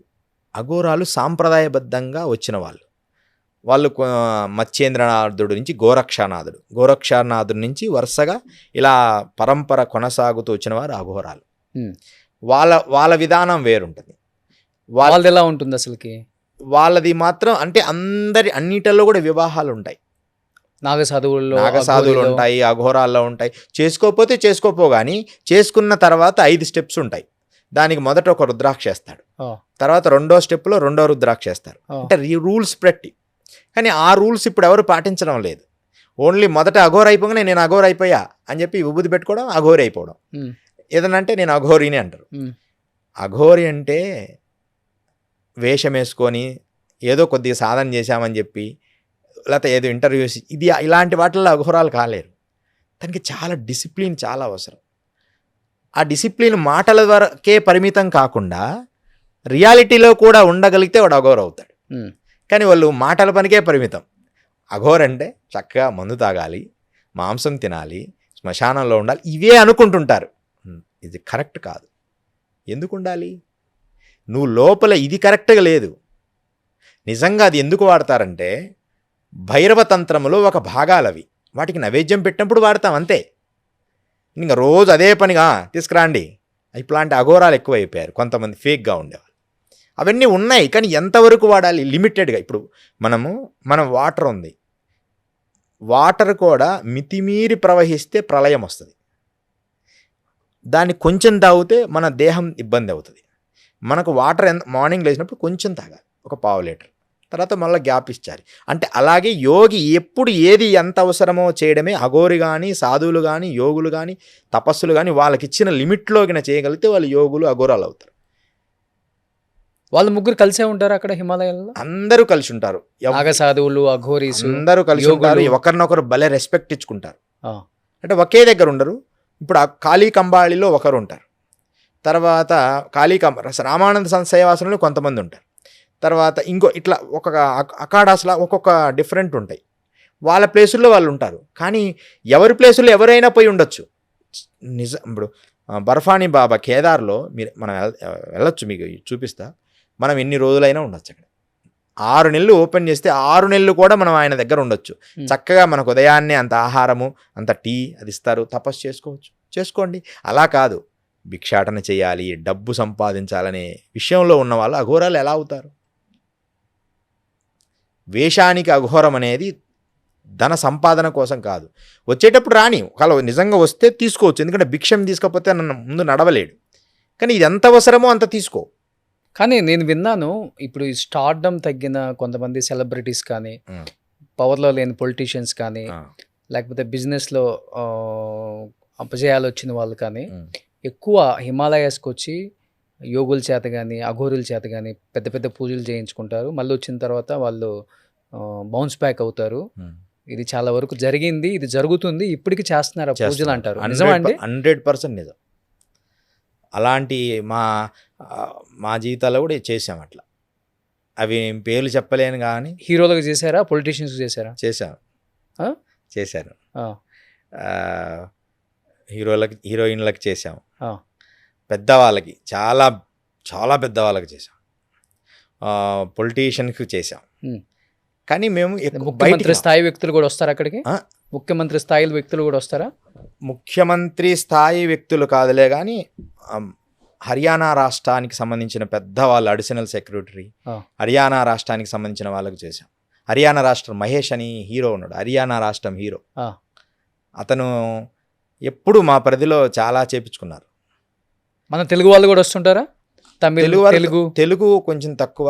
అదే వస్తుంటారు. వస్తారు ఆ? అంటే సీక్రెట్ కొన్ని అడుగుతారు, నేను చేయను అంటాను అవి. ఆ. అంటే నేను కొన్ని డిసిప్లిన్స్ పెట్టుకున్నాను. ఆ డిసిప్లిన్ క్రాస్ కావడం నాకు ఇష్టం ఉండదు. నేను నా శిష్యుల్ని తయారు చేస్తున్నాను. ఇప్పుడు వాళ్ళతో ఏమన్నా భవిష్యత్తులో చేపిస్తాను కానీ నేను అవి చేయను. ఎందుకంటే వాళ్ళు ఏమని అడుగుతారంటే, రోషన్ గారు రియల్గా చెప్తున్నా, మీరు శక్తి తర్పణం చేయండి అని అడుగుతారు. అంటే ఏంటి? అంటే మా ఎనర్జీ లెవెల్స్లో మనకు పూర్తిగా ఎక్కువ పాస్ చేయండి అని. ఉమ్. అంటే నేను ఎంతకాలం, అంటే నేను ధనంకో అమ్ముడు పోలా, ఇంతకాలం నేను తపస్సు చేసిన శక్తి మీరు అడిగిన దానికి దారబోయాలా? చాలా సీక్రెట్గా జరుగుతుంది. హీరోయిన్స్లో చాలామంది శక్తి తర్పణ చేయించుకుంటారు. అది చాలా పవర్ఫుల్ వెపన్స్ అనమాట. అవి వేస్తే వాళ్ళు ఇంకా ఒక రేంజ్లో వెళ్ళిపోతారు. కానీ మేము ఎలా వాళ్ళకి కాంట్రాక్ట్ హిమాలయస్కి ఎలా వస్తారు? అంటే హిమాలయ ఫ్లైట్ దిగితేనే తెలిసిపోతుంది కదా. కొంతమంది ఎవరో ఉంటారు, వాళ్ళ ఫ్రెండ్స్ ఎంక్వైరీ చేయమంటారు, నెంబర్స్ ఏదో సేకరిస్తారు. ఇప్పుడు మనం ఇంటర్వ్యూ చేసినాక మీకే ఫోన్ వస్తుంది, మీరు అడిగితే ఖచ్చితంగా ఇవ్వాల్సి వస్తుంది నెంబర్. అట్లా ఏదో రూపంలో పట్టుకుంటారు. ఇలా కనపడితే, కనపడకపోతే ఏదో కాంటాక్ట్స్ ఉంటాయి. ఇప్పుడు బయటికి కనపడకున్న కాంటాక్ట్స్ ఎక్కువ ఉంటాయి గురువులకి. మీరు బయట అసలు ఊహించారు, అతను వచ్చాడా మీ దగ్గరికి అంటారు. డిసిప్లిన్, వాళ్ళు కూడా మామూలు వాళ్ళు కాదు, ఇతని డిసిప్లిన్ గలవాడే, ఇతన్ని మనం ఖచ్చితంగా ఇతని దగ్గరికి వెళ్తే మనం సక్సెస్ అవుతాం అనే వాళ్ళని వాళ్ళు ఎంచుకుంటారు. వాళ్ళ సర్కిల్ నుంచి ఎంచుకొని ఇంకా వారితో దగ్గర పిలిపించుకొని వారితో ఆ పూజ ఎన్ని చెప్తారు. డిసిప్లిన్ గల గురువులు డిసిప్లిన్గానే వాళ్ళకి గైడ్ చేస్తారు. అంటే అధర్మంగా చేయరు, ధర్మంగా చేసి వాళ్ళకు నువ్వు అవుతావు నాన్న. ఎలాంటి పూజలు ఉంటాయి అసలుకి? అంటే వాళ్ళ కూర్చోబెట్టే చేస్తారా హిమాలయాల్లో వాళ్ళ దగ్గరే? ఆల్మోస్ట్ కూర్చోబెట్టి ఖచ్చితంగా 1 డే అయినా కూర్చోవాలి వాళ్ళతో పాటు. ఆ చలిలో అయినా కూర్చోవాలి, మండుతున్న మంట ఎదురుగైనా కూర్చోవాలి. ఒక పర్సన్, రోషన్ గారు, ఒక పర్సన్ నన్ను అడిగారు. అంటే నేను అంతకుముందు చాలామందికి చేశాను ఇవి. అంటే నిజంగా అవసరం అంటే, పాపం కష్టాల్లో ఉన్నాడు కదా, ధర్మవంతుడు, నేను మెయిన్ ధర్మాన్ని చూస్తే ఎక్కువ ధర్మం. కానీ ఒక పర్సన్ అడిగితే నీకు నేను ఎందుకు చేయాలి అని. అప్పట్లో నేను కొంచెం గట్టిగా చెప్పేవాడిని, నేను ఎందుకు చేయాలి, చేయకపోతే మా కాంటాక్ట్స్ అన్నీ మేము ఆపేస్తాం, మీరు చెయ్యాలి మాకు అంటే. ఇట్లా బెదిరింపులు కూడా వస్తాయి. అంటే ఏం చేస్తారు వాళ్ళు? ఇప్పుడు డబ్బులు తీసుకొని యోగులు ఇంకెప్పుడు హిమాలయాల్లో ఉంటారు, డబ్బు కోసం అమ్ముడుపోరు. నిజమైన యోగులు, నిజమైన అఘోరీలు డబ్బు కోసం అమ్ముడుపోరు. వాళ్ళు సమాజ శ్రేయస్సు కొరకు, లేకపోతే భారతదేశం, ఈ ప్రపంచం అంతా అంతే వాళ్ళ కోసమే. యోగులు దగ్గర ధనం ఉందంటే, రియల్ యోగులకు చెప్తాను నేను, అది సంఘానికి సమాజానికే వెళ్తుంది. నేను కళ్ళారా చూశాను. లక్ష్మణ్ దాస్ అవధూత్ అని గంగోత్రిలో ఉండేవారు. వారు ఒక గవర్నమెంట్ని నడిపారు. అంటే సేవ కోసం అంటే అంత చేశారు. ఉత్తర భారతదేశంలో అందరికి ఫింక్షన్లు ఇచ్చాడు, అంటే యోగులందరికీ. ప్రతి నెల హరిద్వార్లో, ఋషికేశ్లో కొన్ని 100 మందికి 1000 రూపాయలు ఫింక్షన్ లాగా ఇచ్చారు. కార్డు తయారు చేసుకోవడం, లక్ష్మణ్ దాస్ కార్డ్, అవధూత కార్డ్. దాంట్లో ఫింక్షన్ అంటే ఆయనకు వచ్చిన లక్షల కోట్లు వచ్చిన డబ్బుని అందరికి పంచేవాడు. అంటే ఆయన పూజలు చేయించుకున్నారు, ఫలించిన తర్వాత ఆ డబ్బు ఆయనకు పంపిస్తారు. అది ఆయన ట్రస్ట్ ద్వారా అందరికి పంచేవారు. కానీ అసలు ఆయనకు ట్రస్ట్ అంటే కూడా తెలియదు. గంగోత్రిలో ఒక గుహలో ఎప్పుడు అమ్మవారి సాధన చేసుకుంటుంటారు. ఇప్పుడు ఈ మధ్య లేరులేండి, ఒక 5 years అయింది. కానీ అలాంటి యోగులు ఉన్నారు. ఇప్పుడు ఉందరకు సియారాం బాబా మొన్న కుంభమేళా తర్వాత ఆయన కాలం సిద్ధైక్యమంది. వారితో నేను ఎన్నో రోజులు జీవించాను. వారితో కూడా 10 రూపాయలు తీసుకుంటారు రోషన్ గారు. వచ్చిన భక్తుడి దగ్గర 10 రూపాయలు. ఒక గవర్నమెంట్ చేయలేని సేవలు చేశారు. ఓన్లీ 10 రూపీస్ తీసుకొని అందరికీ ఇల్లులు, బాత్రూమ్లు అన్నీ కట్టించారు. ఆ మధ్యప్రదేశ్ ఓంకారేశ్వర్ దగ్గర సియారాం బాబా 110-120 సంవత్సరాల యోగి ఆయన దీపం ఇలా వెలిగించి చాలా ఫేమస్ అయ్యారు. ఇట్లా వంగిపోయి ఉంటారనమాట, హనుమంతుల్లాగా. ఎంత వీళ్ళు ఇప్పుడు పెద్ద వాళ్ళు పూజలు చేయించుకుంటే 100 కోట్లు ఇస్తారా ఒక పూజకి? అట్లేమి ఇంత పెద్ద ఎత్తున చేయాలంటే వాళ్ళు ఎన్ని 100 కోట్లు ఇస్తే అంత అవసరం ఉండదు. కానీ అంటే కరెక్ట్గా వారి శక్తి ఎంతైనా వాళ్ళు ఇవ్వచ్చు. కానీ ఒక పూజ పర్ఫెక్ట్గా చేయాలనుకుంటే పెద్ద పూజలు కూడా ఉన్నాయి. మినిమంలో ఈ కలియుగానికి తగినట్టు ఒక 5 lakhs నుంచి ఒక 50 lakhs వరకు ఇవ్వచ్చు. ఎంత ఇస్తే అంత పరిణామంలోనే ఆ పూజ జరుగుతుంది. ఏదో ఉంటే 5-6-10 లక్షలు తీసుకుంటారేమో గురువులు, అంతే. ఎందుకంటే ఆ సిస్టమ్ కోసం కష్టపడతారు కాబట్టి. కానీ కృష్ణ గారు ఈ సభాముఖంగా ఒకటి చెప్పాలనుకున్నాను, అందరికీ తెలియాలి. ఒక్క విషయంలో మాత్రం ఇప్పుడు భారతదేశం గొప్ప స్థితిలో ఉంది. గతంలో యజ్ఞయాగాదులు చేయాలంటే వృత్తికులు అంటే మంచి వేదము తెలిసిన వాళ్ళు దొరికేవాళ్ళు కాదు. దొరికేవారు 1, 2, 5 మంది, 10 మంది. ఈరోజు 100 మంది అయిన పౌండరీకమని పెద్ద పెద్ద యజ్ఞ యాగాదులు అంటే 50 కోట్లు పెట్టి చేసే యాగాలు కూడా ఉన్నాయి ఇప్పుడు. అలాంటి యాగాలు కూడా చేసే వృత్తికులు ఇప్పుడున్నారు. మరి ఇదొక్క విషయంలో గోల్డెన్ టైమే.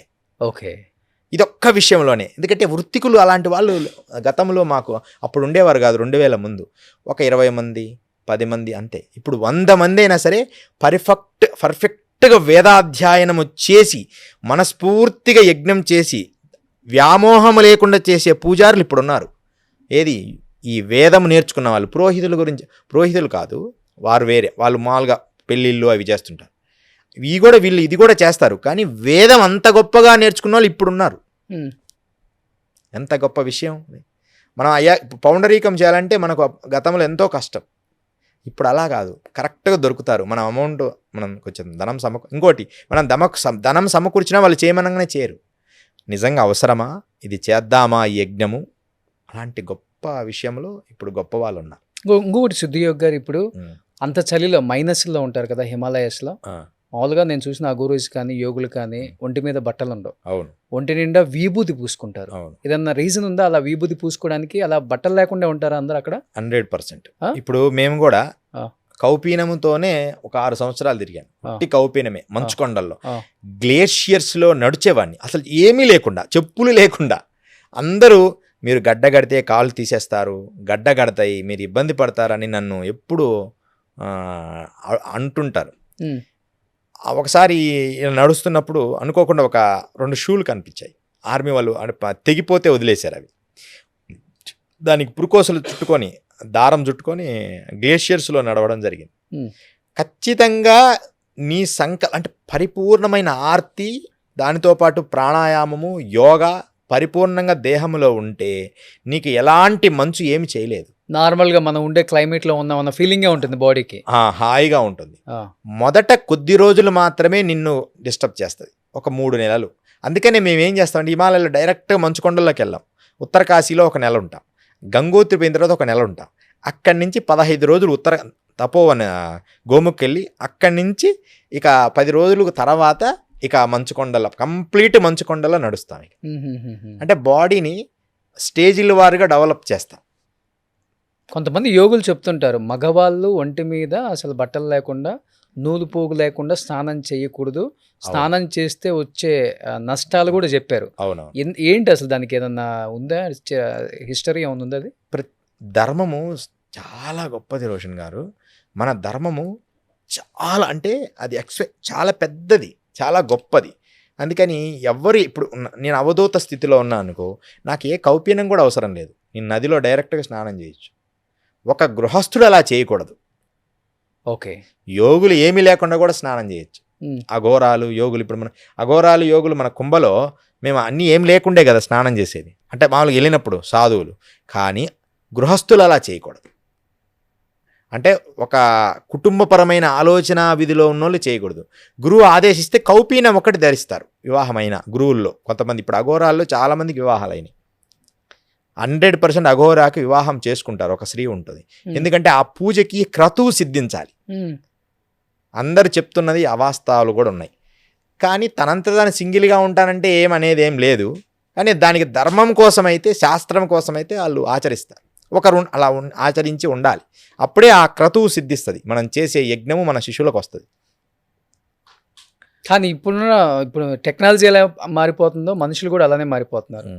మీరు అన్నట్లుగా అసలు ఇప్పుడు ఒంటి మీద లేకుండా స్నానం చేసే వాళ్ళ పర్సంటేజ్ ఎక్కువ కదా. అవును, 99% వాళ్ళే ఉంటారు. అవును. అలా చెయ్యకూడదు అన్న ధర్మం చేయకూడదు అని చెప్తూనే ఉంది, అంటే మీలాంటి వాళ్ళు చెప్తూనే ఉన్నారు. కానీ అదే జరుగుతూనే ఉంది. అలా చేస్తే వచ్చే నష్టం ఏంటి అనేది కూడా చాలా ఇంపార్టెంట్ వాళ్ళు తెలుసుకోవటం. 100% నదిలో, జీవనదిలో కౌపీనము కానీ ఏదైనా అంగవస్త్రము కట్టుకొని స్నానం ఆచరించాలి. లేకపోతే ఖచ్చితంగా వాళ్ళకి కొన్ని కర్మలు అంటి తీరతాయి. వాళ్ళకి మొదట అంటే కర్మలు వస్తాయి వాళ్ళకి, చర్మరోగాలు, వ్యాధులు, డైరెక్ట్గా కొన్ని ఏదన్నా బ్యాక్టీరియాస్ డిస్టర్బెన్స్ అలా జరుగుతాయి. అందుకని ఖచ్చితంగా వాళ్ళు అంటే మనం నమ్మితే నరకలోకాలకు కూడా పోతారు. ఎందుకంటే ఒక నదిని జీవనది, మంచినీళ్ళు జీవనదిని నువ్వు ఎలాగంటే అలా స్నానం చేయకూడదు కదా. నాట్ ఓన్లీ నదులు, ఇళ్లలో బాత్రూంలోనైనా అంగవస్త్రం ఖచ్చితంగా ఉండాలి. అది కట్టుకోకుండా చేస్తే వ్యాధులు వచ్చే ప్రమాదం ఉంది. రెండోది ఏంటంటే కొన్ని కర్మలు వస్తాయి వారికి. అంటే ఎలాంటి కర్మలు చెప్పొచ్చు? అంటే సభాముఖంగా అది చెప్పకూడదు అని, అంటే వాళ్ళకి ఇంకా జీవితంలో కొన్ని నష్టాలు, ధనం పోగొట్టుకుంటారు, ధనము నష్టపోతారు. ఖచ్చితంగా అంగవస్త్రం లేకుండా స్నానం చేస్తే ధనాన్ని కోల్పోతారు. ఫస్ట్ ధనముతో పాటు మానసిక సంతోషాన్ని కూడా కోల్పోతారు. ఒక బాడీ మీద ఈ భాగం చాలా నీట్గా టైట్గా నీట్గా ఉండాలి, దానికి ఒక అంగవస్త్రం ఉండాలి. మిగతా భాగం వేరు, ఆ భాగం వేరు, చాలా సెన్సిటివ్గా ఉంటుంది. దాన్ని మనం ఇష్టానుసారంగా అలా చేయకూడదు. కానీ శాస్త్రాల్లో రకరకాలుగా చెప్తూ వచ్చారు. అంటే పాపాలు వస్తాయి, నరకలో పోతారు, ఎన్నో జన్మలు ఇలా పుట్టాలి, అదంతా మనకు ఈ పురాణంలో వస్తుంది, గరుడ పురాణంలో. అవన్నిటికంటే ఇప్పుడు మనం ఏం చేయాలంటే అలా చేయకూడదు, అంతే అంతే అంతే. అంటే గట్టిగా చెప్పాలి, అది చేయకూడదు, దానికి ఇలాంటి అని మనం భయపెట్టకూడదు ప్రజల్ని. ఇప్పుడు మీరు అన్నారు అఘోరీలు అందరూ కూడా పెళ్లి చేసుకోవాల్సిందే, పెళ్లి చేసుకుంటేనే ఆ ఆచారంలో మంచిది అన్నారు. యోగులు కూడా అందరు పెళ్లి చేసుకుంటారా? వాళ్ళకి కుటుంబం, పిల్లలు అందరూ అందరికీ వివాహాలు ఉన్నాయి. ఏ ఋషులకి వివాహం కాలేదు చెప్పండి? సనక సనందాదులు తప్ప. వాళ్ళు బ్రహ్మమానస పుత్రులు, నారదుడు బ్రహ్మమానస పుత్రుల వరకు తప్ప మిగతా వాళ్ళందరికీ, వశిష్ఠులకు అయిందా, దుర్వాసులకు అయిందా, విశ్వామిత్రుడికి అయిందా, అందరికి అంతే. ఆ కాలం అగస్యుల వారికి అయిందా? ఋషుల సాంప్రదాయాలు అందరికీ అయినాయి. కానీ కలియుగం వచ్చిన తర్వాత ఆయుష్ పరిణామం తగ్గింది. అప్పుడేంటంటే 3 యుగాలు బతికారు ఈ ఋషులందరూ. 3 యుగాలు ఉన్నారు. 3 యుగాలు ఉన్నప్పుడు వారికి ఇది ఏమో 60 సంవత్సరాలేగా. ఇప్పుడు ఈ జీవితం ఎంత ఉంటుందో ఒక 60 సంవత్సరాలు ఉంటారు. కానీ ఈ కాలంలో ఉండేదే 60 సంవత్సరాలు అన్నప్పుడు వారు ఎన్ని చేసుకొని మరలా సంసారం, పిల్లలు, బాధ్యతలు అయితే సాధన చేయలేమేమో అని ఒక ఆలోచన. కుటుంబాలు వదిలిపెట్టి వెళ్ళిపోతారు చాలామంది పెళ్ళైన తర్వాత కూడా కదా. అవును, అంటే పర్మిషన్తో వెళ్ళాలి.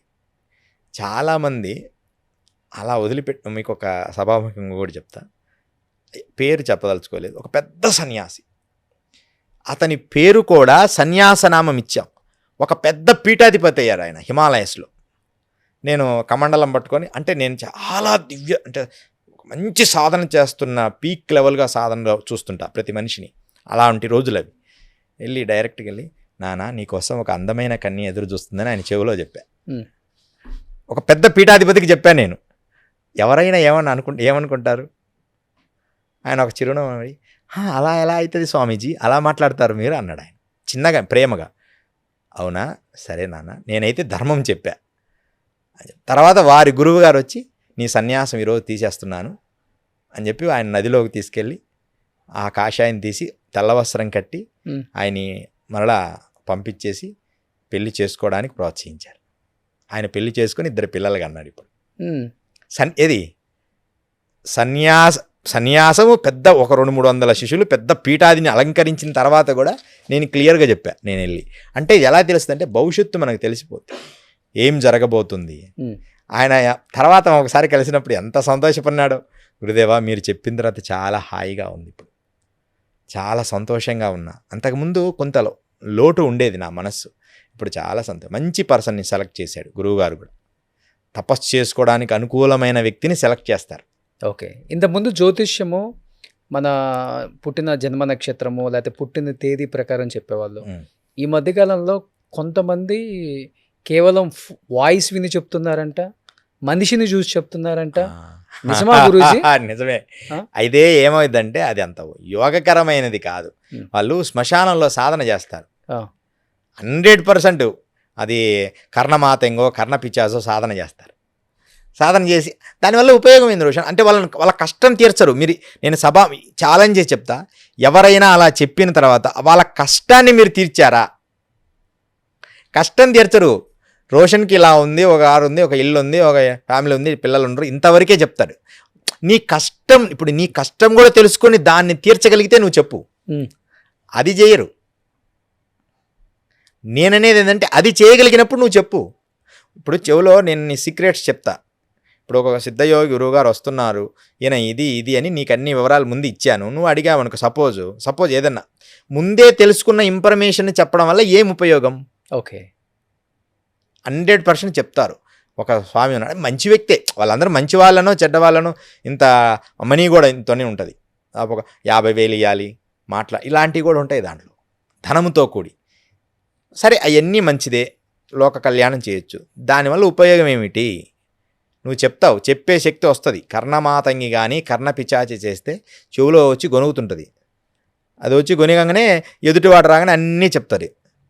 చెప్పడం వల్ల ఉపయోగం ఉంది, దాని కర్మ నివారణ చెయ్యాలి అతను. అది ఒక్క ఆధ్యాత్మిక గురువుకు మాత్రమే సాధ్యమవుద్ది. ఉపాయం చెప్తాడు. మా గురువుగారు నన్ను భారత పర్యటన చేయన్నారు. నా దివ్యశక్తి అంతా, నీ దివ్యశక్తి నేను తీసుకుంటున్నానా కొంతకాలం, నువ్వు భారత పర్యటన చేయాలి అన్నారు. సరే గురుదేవ, భారత పర్యటన కాదు, నువ్వు బయటికి వెళ్ళాలి అన్నారు. ఒక కష్టం రాబోతుంది, ఆ కష్టం ఎలా తొలగించుకోవాలి అని అన్నారు. అంటే ఏంది గురుదేవ, ఏం చేయమంటావు అంటే, నువ్వు భారత పర్యటన చెయ్యి అన్నారు. సరే చేస్తాను, ఏదైనా మంచి సలహా చెప్పనంటే ఇదే సలహా, 16,000 కిలోమీటర్లు నడువు, అదే నేను ఇచ్చే నీకు సలహా అన్నాడు. ఎవరన్నా అది సలహా అనుకుంటారా? ఏమైంది? నేను కష్టాలు అనుభవిస్తూ భారత పర్యటన చేస్తున్నప్పుడు పుణ్యక్షేత్రాల చుట్టూ తిరగడం వల్ల ఈ కష్టాలు పోతున్నాయి, ఒక పక్క పుణ్యం యాడ్ అవుతుంది, అంటే స్పిరిచువల్ ఎనర్జీ యాడ్ అవుతుంది. ఏకకాలంలో అలా డిజైన్ చేశారు. అదే కష్టం వచ్చినప్పుడు ఒకే దగ్గర కూర్చున్నాడు అనుకో, మనిషి ఎదగలేడు. మనిషి కష్టం వచ్చిందని ఒకే స్థలంలో కూర్చుంటే వాడు ఎదగలేడు. ఆ కష్టాన్ని ఎదిరించి ఇంకొక స్థలంలోకైనా వెళ్ళి ఎదగాలి. మనం వెళ్తుండాలి, అక్కడ ఫ్లో అయిపోవాలి. నువ్వు ఒక దగ్గరే ఉండి కష్టం వచ్చిందని అక్కడే కష్టం ఉంటే ఆ కష్టాన్ని నుంచి ముందుకు వెళ్ళలేవు. ఇప్పుడు మిమ్మల్ని యోగి అనొచ్చా, లేకపోతే ఖచ్చితంగా గోరి అనొచ్చా? ఖచ్చితంగా యోగి అని అనాలి. యోగి అనాలి. స్వామి సిద్ధయోగని గురువుగారు స్వయంగా మాకు నామకరణం చేశారు. అంటే మీకు కూడా పేర్లు మారుస్తూ ఉంటారు ఎప్పుడు? ఇది లాస్ట్. ఇది అంటే దీని తర్వాత ఇంకొక పేరు ఉంది నాది. ఎన్నిసార్లు మారుస్తారు? మొత్తం 4 సార్లు మారుస్తారు. ఎప్పుడెప్పుడు? బాల్యంలో ముందు బ్రహ్మచారిగా ఒకటి, ఆ బ్రహ్మచారి కొంచెం యోగ శక్తిని తోడైతే యోగిగా మారుతుంది. దాని తర్వాత అది యోగి అయిపోయిన తర్వాత వాడి ఫుల్ఫిల్గా అన్ని శ్రీ విద్యకు ముందు ఒక యోగి ఒక నామం వస్తుంది. దాని తర్వాత గృహస్థ సన్యాసం అని ఒకటి ఇస్తారు. అంటే శ్రీ విద్యోపాసనలో ఇంకొక మెట్టు ఉంటుంది. శ్రీ విద్య ఇదందరికీ కొంచెం తెలివిగా ఈ శాస్త్రం తెలిసిన వాళ్ళకి క్లియర్గా తెలుస్తుంది నేను చెప్పినవి. తర్వాత శ్రీ విద్యోపాసనలో ఒక పేరు వస్తుంది. మా గురువుగారి పేరు ఇప్పుడు శ్రీ విద్యలో ఒక పేరు సపరేట్గా ఒక నామకరణం వస్తుందన్నమాట. శ్రీ విద్యానందనాథ అని మా గురువుగారి పేరుంది. నాకు శ్రీ విద్యోపాసన నేర్పించిన గురువు. అయితే ఈ పేరునే అందరికీ ఈ శ్రీ విద్యానందనాథ, శ్రీ ఆనందనాథ ఇలా రకరకాల పేర్లు, అంతర్ముఖానందనాథ అని శ్రీ విద్యలో చివరి పేరు ఇస్తారు. ఆ తర్వాత వాడి పరిపూర్ణ పక్వమైన గురువు అయినట్టు అనమాట ఆ పేరు ఇస్తే. ఓకే. లాస్ట్ 4వ సారి, ఇంకా 4వ సారి పెట్టిన తర్వాత 3 సార్లే. ఒక్కోసారి మధ్యలో ఇంకొక పేరు కూడా యాడ్ అవుతుంది కొన్ని సందర్భాల్లో, వాళ్ళు ఆచరించిన విధానాన్ని బట్టి 3 సార్లు పేరు మారుతుంది. 1, 2 బ్రహ్మచారి, దాని తర్వాత బ్రహ్మచారి నామం తర్వాత యోగం తర్వాత సన్యాసం. ఓకే. సో బట్ మీకు పెళ్ళి అయిపోయిందా గురూజీ? అంటే ఈ వివాహ మార్గంలోనే ఉంటాం ఖచ్చితంగా. గురువుగారు సన్యాసం 3వ తీసుకుంటే మరి కుటుంబ వ్యవస్థ అప్పుడు కష్టం అవుతుంది కదా మరి? ఖచ్చితంగా గురువుగారు ఆదేశానుసారమే జరుగుతాయి అవన్నీ. అంటే మీరు ముందు బ్రహ్మచార్యంగా ఉన్నప్పుడే పెళ్లి చేసుకున్నారా, లేకపోతే అట్లేం లేదు? గురువుగారు ఆదేశానుసారమే జరుగుతుంది. ఆయనే చూపిస్తారా ఎవరిని చేసుకోవాలి? అన్ని డిక్లరేషన్ అయిపోయింటాయి రోషన్ గారు. ఈ ముందే వారు గురువుగారు అన్ని వివరాలు చెప్తారు. దాన్ని అది అన్ని కూడా కాలాంతరాల్లో మీకు తెలియచేస్తాం. అది అంత పెద్ద విషయం కాదు అది. అంటే పెళ్ళై పిల్లలు కూడా ఉన్నారు మీకు? పిల్లలు అవన్నీ అని కాదు. అసలు భార్య పిల్లలు వీటి విషయం కంటే గురువుగారు నిర్ణయం చేసినప్పుడు అది మనం రిలీజ్ చేసుకోవాలి. Okay okay. వారు ఇంకా పర్మిషనింగ్ లేదు. అది కూడా వాళ్ళు చెప్పినప్పుడే చెప్పాలి. ఆ పర్మిషన్ అంతా గురువు పర్మిషనే. అలా ఉంటేనే వాడు గురువు శిష్యుడు అవుతాడు, వాడు గురువు అవుతాడు. నాకు జ్ఞానం ఉంది నేను అంటే అలా మాట్లాడకూడదు. ఇప్పుడు ఇందాక కూడా కొన్ని విషయాల్లో ఆ పేరు చెప్పడానికి కూడా మీరు గమనించాలి లేదో, అంటే అది ఎంతవరకు చెప్పాలో అంతవరకే మేము చెప్పవలసింది ఉంటుంది. ఇప్పుడు యోగులు ఇన్ని సంవత్సరాల నుంచి మీరు అంటే చేస్తున్నారు కాబట్టి ఇంత ధ్యానం, అంటే దేవుడు ఉన్నాడు అని బలంగా నమ్మని వాళ్ళకి ఏం చెప్తారు? అసలు మీకు ఉన్నారని మీకు ఎప్పుడు అనిపించింది వెళ్ళిన తర్వాత? అసలుకి ప్రశ్న గొప్పదే. దేవుడు ఉన్నాడని మేము విశ్వసిస్తాం, కానీ వాడు విశ్వసించాడు. వాని కోసం మనం దివ్యత్వాన్ని ప్రదర్శించాల్సిన పని లేదు. ఉమ్. ఒకటి. రెండోది, దేవుడు ఉన్నాడో లేదో అని పక్కన పెడితే ముందు హ్యూమెన్గా బతకడం నేర్చుకోవాలని మా గురువుగారు చెప్తారు. ఉమ్. మనిషి మనిషిలాగా పోతే వాడు దేవుడు. అబ్బా ఈయన దేవుడిలాగా నన్ను రక్షించాడరా. ఇప్పుడు మనం ఎవరైనా సహాయం చేస్తే వీడు దేవుడిలాగా రక్షించారా అంటే ఒక హ్యూమెన్ లాగా బతకడం అనేది తగ్గిపోయింది రోషన్ గారు ప్రపంచం. అది ఒక్కటి మనం సాధించగలిగితే, మంచి గురుకులాలు పాతకాలంలో ఎలా ఉన్నారు, పద్ధతులు ఎలా ఉన్నాయి, ఎలాంటి వాళ్ళని గౌరవించాలి, మనం ఎలా ఉండాలి, వినయంగా ఉండాలి, పొల్యూషన్ చేయకూడదు, నేచరు నాశనం చేయకూడదు, ఇలాంటివన్నీ చేయగలిగితే ఖచ్చితంగా మరలా మంచి యుగాన్ని మనం చూస్తాం. కానీ ఆ స్థితిలో కనిపించడం లేదు. అసలు గుడ్డలు చింపుకొని తిరుగుతున్నారు ప్రపంచం అంతా. అంటే చాలా, అంటే అది అవసరమో లేదో తెలియకుండా విధ్వంస స్థాయికి వెళ్తాం. వాళ్ళకు కూడా తెలియదు అది ఎందుకు అలా చేస్తున్నారు. ఏమన్నా అవగాహన అంటే మీకు వచ్చిందా గురూజీ? అంటే మీరు తక్కువ వస్తూ ఉంటారు కాబట్టి బయటికి. ఇప్పుడు ఇల్లీగల్ అఫైర్స్ ఎక్కువైపోయాయి. భర్త భార్యని చంపటం అవును ఒకప్పుడు అవును ట్రెండ్. ఇప్పుడు కొత్త ట్రెండ్ ఏంటంటే భార్య భర్తను చంపడం కొత్త ట్రెండ్. అవును.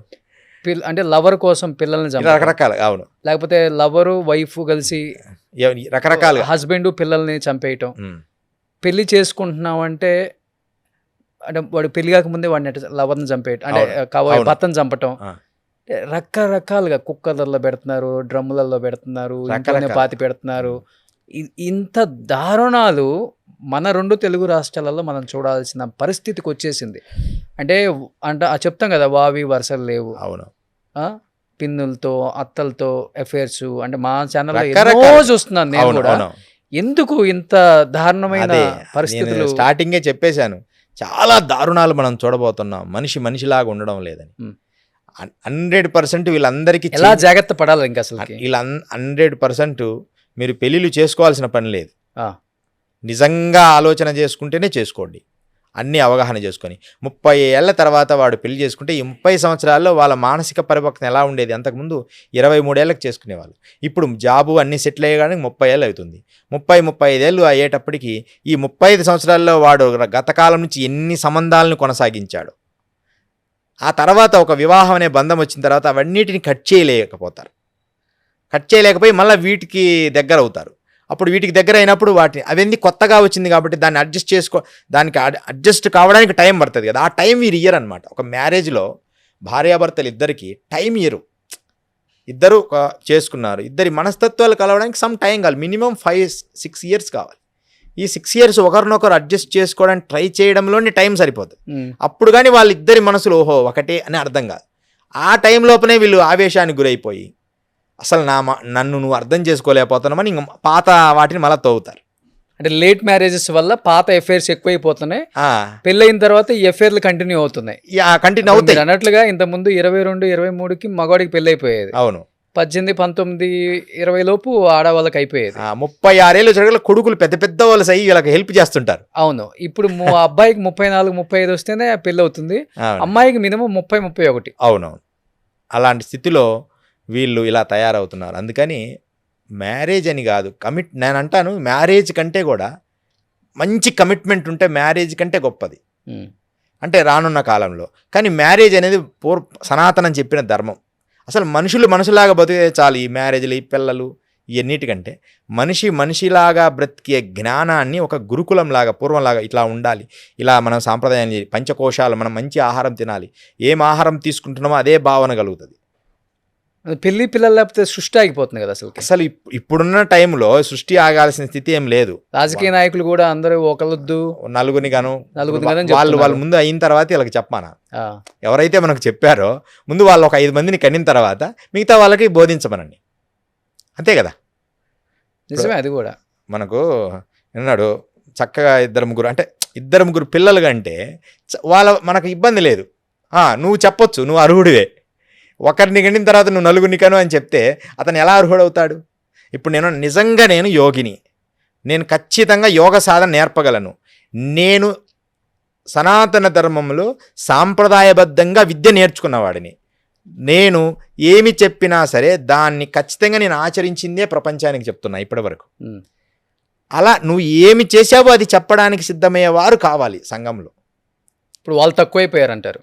100% ఒక్కరు ఇద్దరు తప్ప, నేను ఇన్ని ఇంటర్వ్యూ ఒక్కరిద్దరు తప్ప మిగతా వాళ్ళందరూ కూడా తక్కువైపోయారు.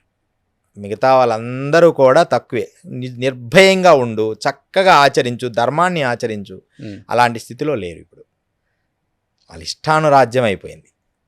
అవి ఏం అవసరం లేదు. కోట్ల మంది ప్రజలు అయిపోయినరు, కోట్ల మంది. అసలు పబ్లిక్ ఇంత కోట్ల మంది ప్రజలు కావడం వల్లే అసలు రానున్న కాలం పరిస్థితి ఏందా అని. రానున్న కాలంలో ఫుడ్ దొరకదు, భోజన వసతులు మనకు ఉండవు. ఒక్క 5-10 years లోపలనే భోజనానికి ఇబ్బంది పడతారు. అంత క్రైసిస్ రాబోతుందా? ఇది జనాభా పెరిగితే క్రైసిస్ రాకేమైంది? ఉన్న జనాలు అడాప్ట్ చేసుకోండి. ఎన్ని కోట్ల మంది బీద ప్రజలు ఉన్నారు, అడాప్ట్ చేసుకోండి. అలా అంగీకరించరు. ఖచ్చితంగా మా సీడే కావాలి, మేమే ఇంక పిల్లల్ని మా పిల్లలే ఉండాలి, ఇలాంటి పొజిషన్కి వచ్చారు. ఇన్ని కోట్ల మంది అనాథ పిల్లలు ఉన్నారు, ఎన్ని కోట్ల మంది తిండి లేక ఉన్నారు. వాళ్ళందరినీ మనం అడాప్ట్ చేసుకోవచ్చు. అంటే ఎవరికి చెప్పకుండా సైలెంట్గా, ట్రస్టులు కూడా వద్దు, సైలెంట్గా పోయి వాళ్ళకి అలా ఇచ్చేసి. మనకి గవర్నమెంట్ ప్రాసెస్ చాలా పెద్దది కదా, అడాప్ట్ చేసుకోవడానికి కూడా చాలా పెద్ద ప్రాసెస్ అది. ఒక 2 సంవత్సరాలు 3 సంవత్సరాలు పడుతుందట. అవును, ఒకరిని అడాప్ట్ చేసుకోవడానికి. అవును. ఇలాంటి పొజిషన్స్లో ప్రపంచం ఉంది. కోట్ల మంది ప్రజలు పెరిగిపోయారు. వాళ్ళకి ఫుడ్ ఎలా, అందరూ సాఫ్ట్వేర్లు, వ్యవసాయం చేసేవాడు కనపడడం. ఆ సోషల్ మీడియాలో మొక్కలు నాటే ప్రోగ్రాం పెట్టడం తప్ప రియాలిటీగా మొక్కలు నాటిచ్చే వ్యవసాయ విద్యనే ఇప్పుడున్న ఈ కోటీశ్వరుల ఈ పిల్లలందరికీ వీళ్ళందరికీ వ్యవసాయ విద్యనే పొలం పెట్టి నేర్పించండి. ఓన్లీ దానికి కూడా ఇప్పుడు మీరు రోషన్ గారు ఆశ్చర్యకరం, ఈ మధ్యకాలం వింటున్నా, దానికి కూడా ఒక అమౌంట్ కట్టి ఒకరోజు టూర్కి తీసుకెళ్తారు. టూర్కి తీసుకెళ్ళి 2 days ఆ వరి నాటియడం అది చేపిస్తారు. డబ్బు కట్టి తీసుకొని, అవును, అయిపోయినాక మళ్ళీ రిటర్న్ వస్తారు. అంటే 2 daysలోనే వానికి వ్యవసాయం వచ్చేస్తుందా? పూర్తిగా వ్యవసాయ విద్య నేర్పించండి. ఫార్మసీ లేదు, మా కుర్రాడు మాత్రం సాఫ్ట్వేరే చదవాలి, నా కింద ఉన్నాడు మాత్రం వ్యవసాయం చేస్తూ నాకు అన్నం వండి పెట్టాలి.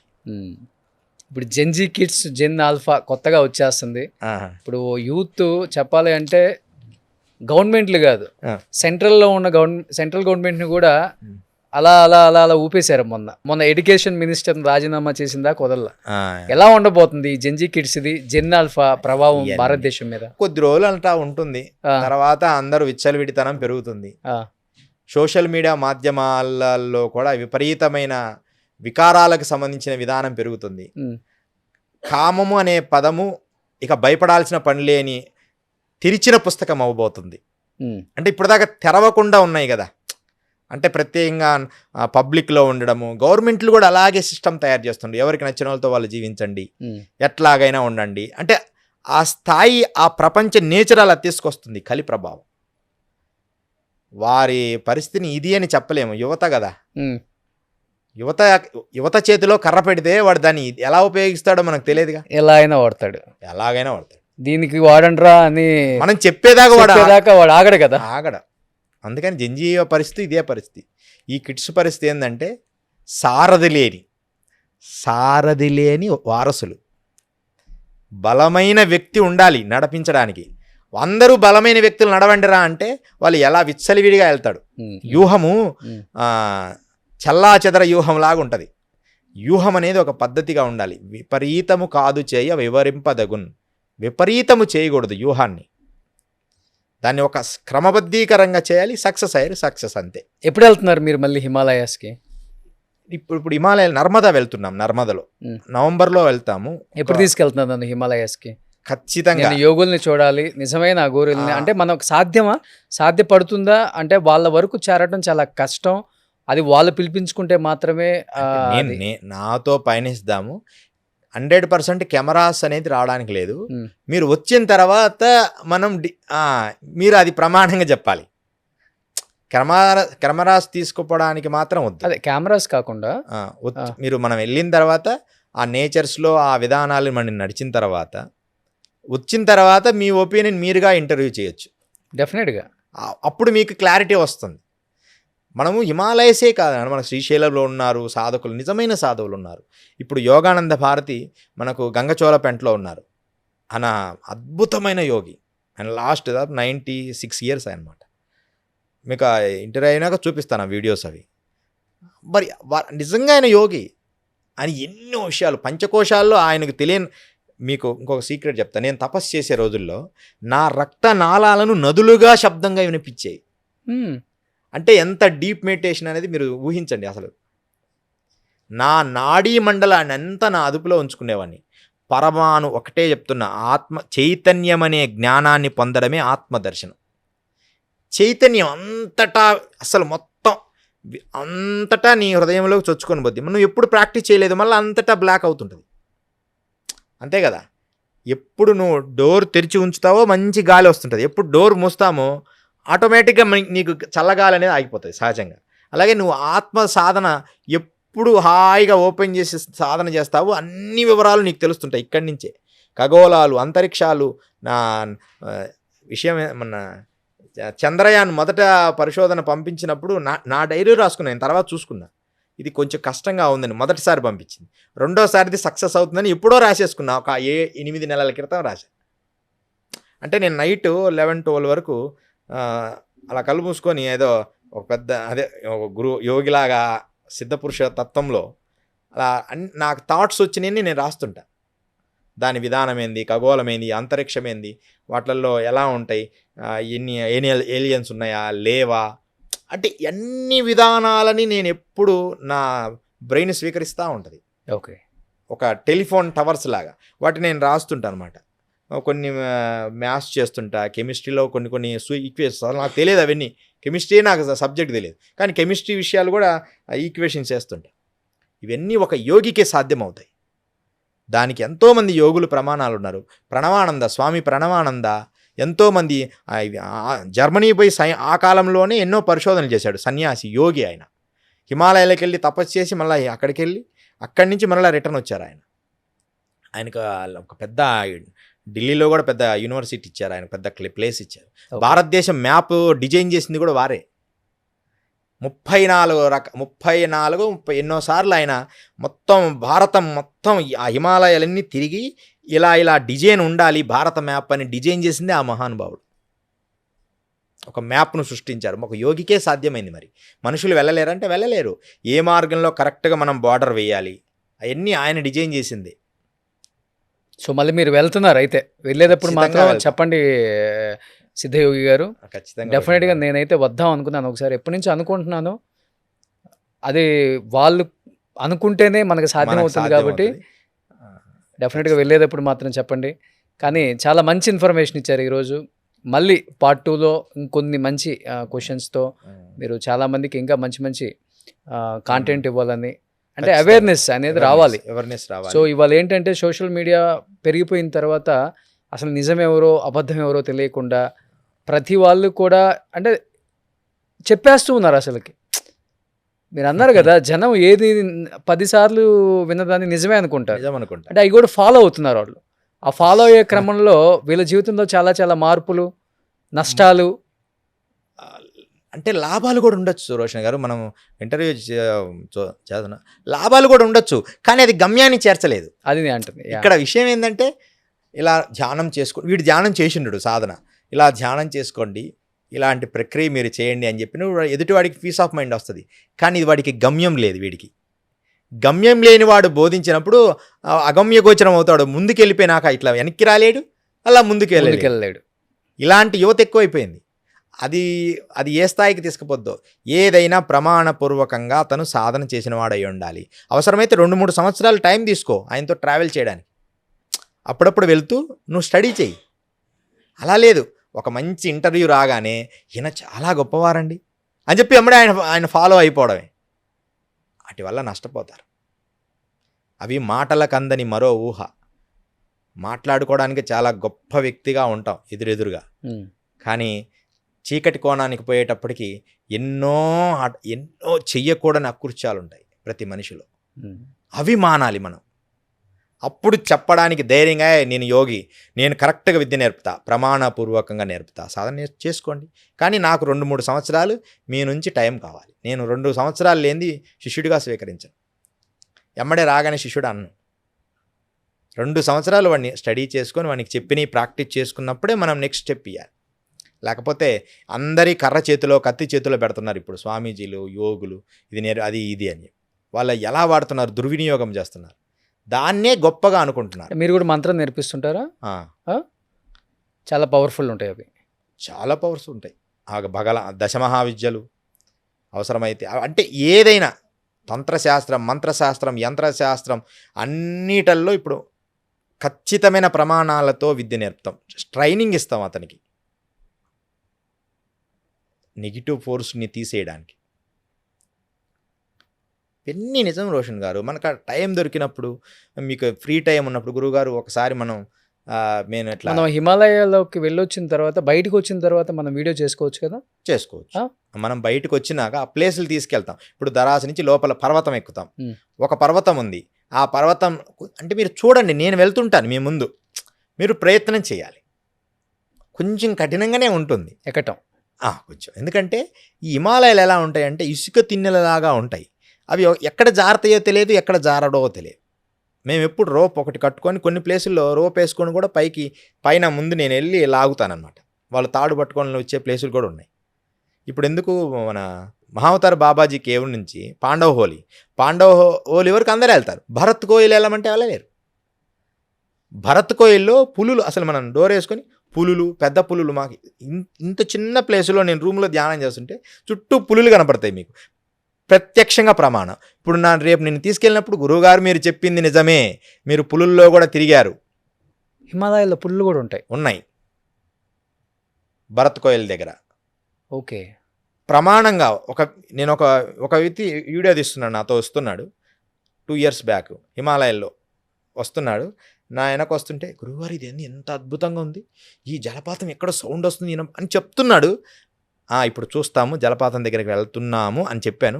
కరెక్ట్గా జలపాతం దగ్గర ఎంటర్ కాగానే ఒక పెద్ద పులి ఇలా ఎగిరి ఒక 15 అడుగుల దూరం రాతి అవతల పడింది. అక్కడున్న మనిషి ఎక్కి నా వెనక నిలబడినాడు. ధర్నాయి బిడ్డ, నువ్వేం భయపడద్దు బిడ్డ, నేనున్నానని, ఏం పర్వాలేదు. మళ్ళీ అదే రూట్లో మేము తపోవనం వెళ్ళి, సిద్ధాశ్రమం ఒక ప్లేస్, తపోవనం అని ఒక ప్లేస్కి వెళ్ళి, అక్కడి నుంచి భరత్ కోయిల్ మార్గానికి వెళ్ళి, ఇప్పుడు ఇంతవరకు నేను తీసుకెళ్తాను ప్రాక్టికల్గా రోషన్ గారు. అప్పుడు గురు సిద్ధయోగి అని అప్పుడు మీరు మళ్ళీ చెప్పండి ఇంటర్వ్యూలో, ఈజ్ ట్రూత్ ఇన్ యోగి. నేను అలాంటి ఉన్నప్పుడు పులులు ఏం చేయవండి? ఎందుకు చేంజ్ చేస్తాయి? అసలు 2 కాళ్ళ మనిషి అంటే పులులకు చెడ్డ చిరాకు. 2 కాళ్ళ జీవి అంటే దానికి చెడ్డ చిరాకు. కానీ ఎదురుపడినప్పుడు ఇదేదో కొత్త జీవని దాడి చేస్తుంది తప్ప మనకు చంపేస్తుంది. అంటే కొత్త జీవని తప్ప దీన్ని వేటాడాలని అది వేటాడదు. అది వేటాడేది 4 కాళ్ళ జీవినే. ఓకే. దాన్ని మనం డిస్టర్బ్ చేయడం, దాన్ని తోక దొక్కడం, దాని ఉండే ప్లేస్కి కావాల్సి వెళ్ళడం, దానికి ఎదురుపడడం, అలాంటివి చేయకూడదు. కొత్త జీవిని దాడి చేస్తుందేమో కానీ నిన్ను తినాలని దాడి చేయదు పులులు. నేను ప్రాక్టికల్గా చెప్తున్నా. నా శిష్యుల్ని కూడా నేను తీసుకెళ్ళాను. మనకు డేంజర్ ఏంటంటే చిరుత పులులు, ఎలుగుబండ్లు కొంచెం దాడి చేస్తాయి. నువ్వు ఇష్టమున్నా లేకపోయినా అవి మీదికి వస్తాయి. కొంచెం అక్కడ మనం ప్రొటెక్ట్ చేసుకోవాలి. ఓకే. ముందే కొంచెం నిప్పులాగా దించుకోవడం, కొంచెం ఆలోచన చేసి అడుగు వేయడం. ఈ పెద్ద పులులు, సింహాలు మనిషి మీదికి రావు. అలాగని రావు అని నేను గ్యారెంటీని కాదు, వాటి ఇచ్చా. కానీ మనిషి జోలి అయితే అవి దాడి చేసి తినాలి అనుకోవు. ఈ పులుల సైకాలజీ అనమాట. కానీ చాలామంది బుక్స్ చదివి, ఇప్పుడు ఉదాహరణకి యోగం అనేది ఎలాంటిదంటే, బుక్స్ చదివి పులితో ఇలా ఉండాలి, అలా ఉండాలి, ఇలా వెళ్ళాలి అని బుక్స్ చదివి అడవిలోకి వెళ్తావా? బుక్కిస్ థియరీ వేరు, ప్రాక్టికల్ ఎక్స్పీరియన్స్. పులులకి, సింహాలకి హిమాలయాల్లో ఉంటే మనుషులే ఉండలేరు. అవి అసలు ఉండటం చాలా కష్టం. వాటి ఫుడ్ ఎక్కడి నుంచి ఉంటుంది? కొన్ని ప్లేసుల్లో ఉన్నాయి. ఇప్పుడు అడవుల్లో అంటే దాన్నో వేటాడి, హిమాలయాస్లో కొన్ని ప్లేసుల్లో ఉన్నాయి. అంటే ఇప్పుడు అడవిలాగా కొన్ని ప్లేసుల్లో ఉన్నాయి, కొన్ని ప్లేసుల్లో లేవు. అన్ని ప్లేసుల్లో ఉండాలని లేదు. అవి 1, 2 ఉన్నాయి. అంటే తగ్గుతున్నాయి ఇవి కూడా అక్కడ. మరి ఎందుకు తగ్గుతున్నాయో తెలియదు కానీ ఉన్నాయి. మనకు ఇక్కడ అమరకంట్లో ఉన్నాయి పులులు. కానీ ఒకటి అంటే అడగకూడదు కానీ అడుగుతున్నాను. ఇప్పుడు చాలామంది 300, 400, 800 సంవత్సరాలు ఉన్న యోగులు కూడా ఉన్నారని చెప్తున్నారు. కాబట్టి మీరు అక్కడ ధ్యానం చేస్తూ, అంటే చిన్న చిన్న గుడారాలు తయారు చేసుకొని, ఇన్ కేస్ అంటే మనిషి అన్న తర్వాత చావు కూడా వస్తుంది. కాబట్టి ఇన్ కేస్ అంటే వాళ్ళు చనిపోయినప్పుడు, ఆ గోరీలు కానీ లేకపోతే యోగులు కానీ చనిపోయినప్పుడు ఎలా బాడీని ఎలా క్రిమిషన్స్ చేస్తారు? అక్కడ హిమాలయాల్లో చేస్తారా అందరు కలిసి, లేకపోతే ఎలా ఉంటుందండి? మీరు ఏదైనా జరిగిందా? జరిగింది. ఎలా ఉంటుందంటే, ఒకటి ముందే చెప్తాడు ఫస్ట్, అంటే ఇక నేను ఉండను నాన్న, వెళ్తాను అని. వెళ్తానన్నప్పుడు ఏదో నీరసం వచ్చి అట్లా ఉండరు. మ్. చాలా ఆ రోజు కూడా ఏ రోజు ఎలా ఉన్నాడో యాక్టివ్గా మ్. అదే యాక్టివ్తో ఉంటారు. మ్. మూడోది కేచరి, నాలుక ఉంటుంది. మ్. ఈ కేచరిని కంప్లీట్గా పూర్ణ కేచరేస్తాడు. పూర్ణ కేచరి అంటే ఎలా? నాలుక మడిచి ఇలా పైకి పెడతాడు. నాలుక ఇలా ఉందా, ఈ నాలుకను అలా పైకి పెడతాడు. ఆ లోపల హోల్ ఉందా, ముక్కులో నుంచి ఇట్లా లోపల హోల్ ఉంటుంది, దాంట్లో నుంచి పైకి పెట్టి ముక్కు రంధ్రాల పైకి పంపిస్తాడు. ఈ ముక్కు రంధ్రాలకు సంబంధాలు, ఇక్కడ ముక్కు రంధ్రాలు ఉంటాయి, ఇక్కడికి తీసుకొస్తాడు నాలుకని. తీసుకొచ్చి కన్నులు ఇక్కడ పెడతాడు. అప్పుడు ఇక్కడి నుంచి ప్రాణం వదిలేస్తాడు. ప్రాక్టికల్గా చెప్తున్నా, రియల్గా. అలా వదిలిన తర్వాత కూర్చున్నట్టే ఉంటాడు పద్మాసనంలో. అతన్ని మేము తీసుకెళ్ళి ఏం చేస్తామంటే గోన సంచిలో కానీ అలా పెట్టి, అంటే వాళ్ళు కోరుకుంటారు గుంతలో పెట్టాలా, గోన సంచిలో పెట్టాలి. గోన సంచిలో పెట్టి రాళ్ళు కట్టి చేపలకు వేయండి అని చెప్తారు. అంటే కిందికి నీటి లోపల జల సమాధి చేయండి అని చెప్తాడు. నీటి లోపలికి ఒక గుంత, ఇప్పుడు నది పారుతుంటుంది కదా, పెద్ద పెద్ద బండరాలు కట్టి అలా వేస్తే లోపల చేపలు అవన్నీ తీసుకుంటాయి కదా, అలా వేయమంటారు. అలా ఒక రకంగా చేస్తాం. ఇలా గుంత తీసి కూడా పెడతాం హిమాలయాల్లోనే. ఇక గ్లేషియర్స్ అయితే ఇంకా వదిలేయడమే, మనం ఏం చేయలేం. అది ఇంకా కొన్ని సంవత్సరాల తర్వాత కూడా అలాగే ఉంటుంది, ఎముకల గూడులాగా. మనిషి అసలు బాడీ కూడా ఎండిపోవడమే తప్ప అలాగే ఉంటుంది, స్కిన్ అలానే ఉంటుంది, అలాగే ఉంటుంది. నేను చూసినా ప్రత్యక్షంగా. అంటే తొవి తీస్తారు ఎప్పుడన్నా? తీయడం వదిలేయడమే. ఇక ఏది అలా చనిపోయిన తర్వాత ప్రాణం గ్లేషియర్స్లో. ఓకే, గ్లేషియర్స్లో పోతే ఇకేం చేయలే, వదిలేయడమే. మనకి గంగోత్రి వరకు మాత్రమే బూడ్చిపెట్టడం కానీ, నీటిలో జల సమాధి చేయడం కానీ. యోగులు జల సమాధే కోరుకుంటారు ఎక్కువ. గంగాలో జల సమాధే కోరుకుంటారు. ఆల్మోస్ట్ నదిలో బూడ్చిపెట్టింది ఒక్కటే, ఎక్కువ నీళ్ళల్లో వదలడమే ఎక్కువ చేశారు. ఓకే, కానీ వాళ్ళ అది అస్థిపంజరం అనేది కనిపించదు, ఎప్పుడులాగే ఉంటుంది శరీరం, ఎప్పుడులాగే ఉంటుంది. ఎన్ని సంవత్సరాలు ఉన్నా గ్లేషియర్స్లో ఎన్ని సంవత్సరాలు అలాగే ఉంటుంది. ఇది చాలా వింత అసలు. ఇవి కూడా అంటే ఎన్ని మనం చూడొచ్చు అంటున్నా. కొంచెం టైం ఇవ్వాలి, కొంచెం టైం ఇవ్వాలి. ఒక 6 months అన్నా టైం ఇవ్వాలి మీరు. అంటే మనం వెళ్ళగానే ఆ రోడ్డు పరస్తారు కదా కార్పెట్లో, మనం కొంచెం అన్నీ చూసుకొని జాగ్రత్తగా రోషన్ ఇలా వెళ్దాం, ఈ ప్లేస్లో ఇలా చూద్దాం, ఇక్కడ ఒకసారి చూద్దాం. అటు వెళ్ళినప్పుడు అనుకోకుండా సిద్ధపురుషులు కనపడవచ్చు, ఒకవేళ లేదు కాదు ఇట్లా వెళ్దాం. కానీ ప్రతిదీ మాత్రం నీకు వండర్గా అనిపిస్తుంది. ఎందుకు మీరు తపోవనము, ఇది భరత్ కోయిల వరకు అయితే నేను తీసుకెళ్తా, కొంచెం కష్టపడైనా నేను తీసుకెళ్తా. భరత్ కోయిల దగ్గర గురువుగారు మీరు చెప్పింది 100% నిజం. అసలు ఈ ప్రకృతిలోకి మీరు ఎలా వచ్చారు, ఈ ప్లేస్కు మీరు ఎలా రాగలిగారు అని మీరు ఖచ్చితంగా అంటారు అన్నమాట. మానవుడికి సాధ్యం కానిది ఏమీ లేదు. చాలా అద్భుతంగా ఉంటుంది హిమాలయం. డెఫినెట్గా నేను వస్తానండి సిద్ధయోగి గారు. అక్కడికి వెళ్ళొచ్చిన తర్వాత డెఫినెట్గా మళ్ళీ ఇంటర్వ్యూ చేద్దాం. మనం ఇంటర్వ్యూ చేయాలి. వెరీ సూన్ నేను మీతో వస్తాను. మీరు బయలుదేరేటప్పుడు నాకు ఒక్క కాల్ ఖచ్చితంగా మేము దాని రూట్ అంతా మీకు తెలియజేస్తాను. డెఫినెట్గా ముందు కేవికి అక్కడ అన్ని కొన్ని మనం చూసుకొని వద్దాం. డెఫినెట్గా సేఫ్ జోన్లో. డెఫినెట్గా అండి. జయ థ్యాంక్ యూ అండి. జయ గురుదత్త శ్రీమాత్రే నమః, శ్రీ గురు దత్తాత్రేయాయ నమః. సిద్ధయోగి గారి పాడ్కాస్ట్లో మేము ఒకటి చిన్నది మిస్ అయ్యాం అనమాట. నేను కిందకి రాగానే ఐడెంటిఫై చేసింది అంటే గురువు గారి ఆయన తలలో కొన్ని ఉంగరాలు, కొన్ని వజ్రాలు అవి ఇవి పెట్టున్నాయి. నేను అడిగితే ఆయన అన్నారు నర్మదా నదిలో స్నానానికి వెళ్ళినప్పుడు గురువు స్నానానికి వెళ్ళినప్పుడు దొరుకుతుంటాయి. ఒకసారి ఆ జుట్టు ఎన్ని సంవత్సరాల నుంచి అట్లా మీరు చిన్నప్పటి నుంచి? మొదటి జుట్టు చేపించాము, రెండవసారి ఇది. దాదాపు ఇది ఒక 20 సంవత్సరాల నుంచి ఓపెన్ చేయొచ్చు అండి అది. ఒకసారి మీరు చూడండి, ఇంతకుముందు కూడా ఒకసారి చూపించాము. ఇది ఏమైందంటే మొత్తం అట్టలాగా, ఒక చాటలాగా కిందికి ఇక్కడికి వచ్చింది. హైదరాబాద్ వచ్చిన తర్వాత భాగ్యనగరంలో డాక్టర్ గారు ఇలా ఉండేది నాది మెడ బరువుకి. అవి ఏం చేసినట్టు డాక్టర్ అలా ఉండకూడదు గురుగారు, కంటిన్యూ అవుతాయి, మీరు రేపు ఫ్యూచర్లో ఇబ్బంది అవుతుంది. 4 భాగాలు చేశారు. ఆ తర్వాత మరలా కొంచెం సైడ్ వస్తే 5-6 భాగాలుగా మార్చారు. కొన్ని ఆయన అన్ని ఇలా దాన్ని మేము ఇలా తయారు చేసాం. ఇప్పుడు ఇదేమో రసగుట్టిక అంటారు, ఇది పాదరస గుట్టిక అన్నమాట. స్వయంగా మూలికలతో తయారు చేస్తాం. అంటే పాదరసాన్ని గడ్డ కట్టిలేదు, మెక్యూరీని. దీన్ని మేము యోగ శక్తితో మూలికలతో గడ్డ కట్టిస్తాం. ఇది ఉండడం వల్ల 100 కిలోమీటర్లు కూడా అతి సునాయాసంగా నడవగలరు. అది యోగుల రోజుకి ఎన్ని ఒక 100 కిలోమీటర్లు నడవగలరు రోజు అట్లా కాదు, ఒక 50-30. అది కూడా చాలా గొప్ప విషయం కదా. అవును, హిమాలయస్ ఇక్కడ వేరు, హిమాలయస్ వేరు. హిమాలయాల్లో 30 కూడా నడిచిన రోజులు ఉన్నాయి, 30-50 కూడా. అసలు ఒక గాలిలో వెళ్ళిపోతున్నట్టుగా ఉంటుంది. దీన్ని గురువు గారి ఆదేశానుసారం తయారు చేస్తాం, పాదరసంతో. తయారు చేయడం కూడా కాదు, దీన్ని ఆకాశ అంటే గరుడ పక్షి గుడ్డుతో తయారు చేస్తాం మరలా దీన్ని. అప్పుడే ఇది నీ బాడీకి ఆ ఎనర్జీ వస్తుంది. దాన్ని ఎప్పుడు అలా జుట్టు కట్టి ఉంచుతాం. అది రసగుట్టుగా ఉన్నవాడే యోగి. రోషన్ గారు ఎవరైతే సిద్ధ పురుషుడో వాడి దేహం మీద పాదరసం ఉండి తీరాలి ఎక్కడో దగ్గర. సో ఇది గరుడు పక్షి యొక్క గుడ్డుతో తయారు చేసిన పాదరస గుటిక. సో దీన్ని కట్టుకుంటే ఎన్ని కిలోమీటర్స్ అయినా సునాయాసంగా అలసట లేకుండా నడవచ్చు. ఇది ఆల్మోస్ట్ మొత్తం కిందకు వచ్చేసాయి గురూజీ జుట్టు. ఇదేమో ఉంగరాలు పెట్టుంది ఏంటి అసలుకి? ఇది పరిక్రమ చేస్తున్నప్పుడు నదీ దేవత ప్రసాదించింది. ఇలాంటివి చాలా వచ్చాయి, దొరుకుతుంటాయి. ఒకసారి ఒక కుండ వెండి నాణ్యాలు దొరికాయి. వెండి నవాబుల కాలం ఒక కుండ, పెద్ద కుండ అంత సైజు. ఇప్పుడు అయితే 1.5 కేజీన్నర 2 కేజీలు ఉంటాయి. నేను కొన్ని గుర్తుగా ఉంచుకొని ఈసారి వచ్చినప్పుడు మీకు అవి కూడా చూపిస్తాను, అవి నీట్గా చూపిస్తాను మీకు. కొన్ని ఉంచుకొని మిగతా అన్ని దానం చేశా. ఇది ఉంచుకో, పూజ చేసుకో, నీ దగ్గర పెట్టుకొని అలా అందరికి పంచుకుంటూ వచ్చా. అలా వజ్రాలు కూడా దొరుకుతుంటాయి. ఒక్కసారి డైమండ్ దొరికితే ఒక అతనికి ఇస్తే చిన్న వ్యాపారం పెట్టుకున్నాం. 3 నాగపూర్ ఫారెస్ట్లో మేము నడుస్తున్నాం. ఒక 4 కాళ్ళ మండపం ఒకటి వచ్చింది, నాగరాజు, ఆయన పేరు కూడా నాగరాజే.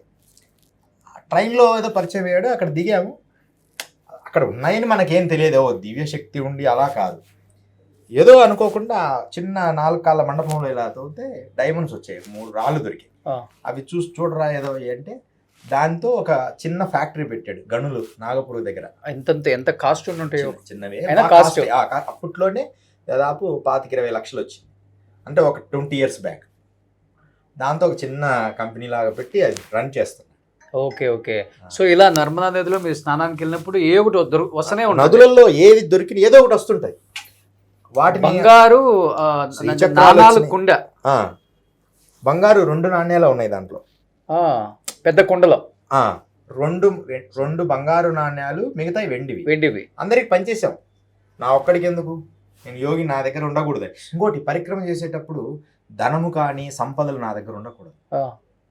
ఎవరి మనసు ఎలా ఉంటుందో అందుకని అందరికి పంచుతాం. గ్రామాల్లో వెళ్ళి అలా ఒకటి తీసుకోండి, గురువు ఇస్తున్నాం కాబట్టి మేము ఇచ్చేటప్పుడు డిసిప్లిన్కి తీసుకుంటారు.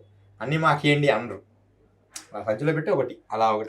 సో అలా దొరుకుతూనే ఉంటాయి, అన్నీ ఏదో ఒకటి దొరుకుతుంటాయి. అంటే మనం దొరకాలి అనుకోకూడదు, అలా వెళ్తూ ఉంటే ద ఫ్లో. అసలు అదొక ఆనందం. దొరకాలని కోరిక లేదు, అలా వెళ్తుంటే అన్నీ దొరుకుతుంటాయి. మనం స్నానం చేసుకొని దండం పెట్టుకోవాలి. కొన్ని అసలు మనం ముట్టుకోకూడదు, మనసును ఇబ్బంది పెడతాయి. ఒకసారి ఏదో కంకణం దొరికింది, గోల్డ్ దొరికితే అది మన చేతికి ఉండడం అంత, అప్పుడు వీటి మీద వైరాగ్యం ఉంది. ఒక మార్వాడి వస్తే మహారాష్ట్ర అతనికి ఇచ్చా.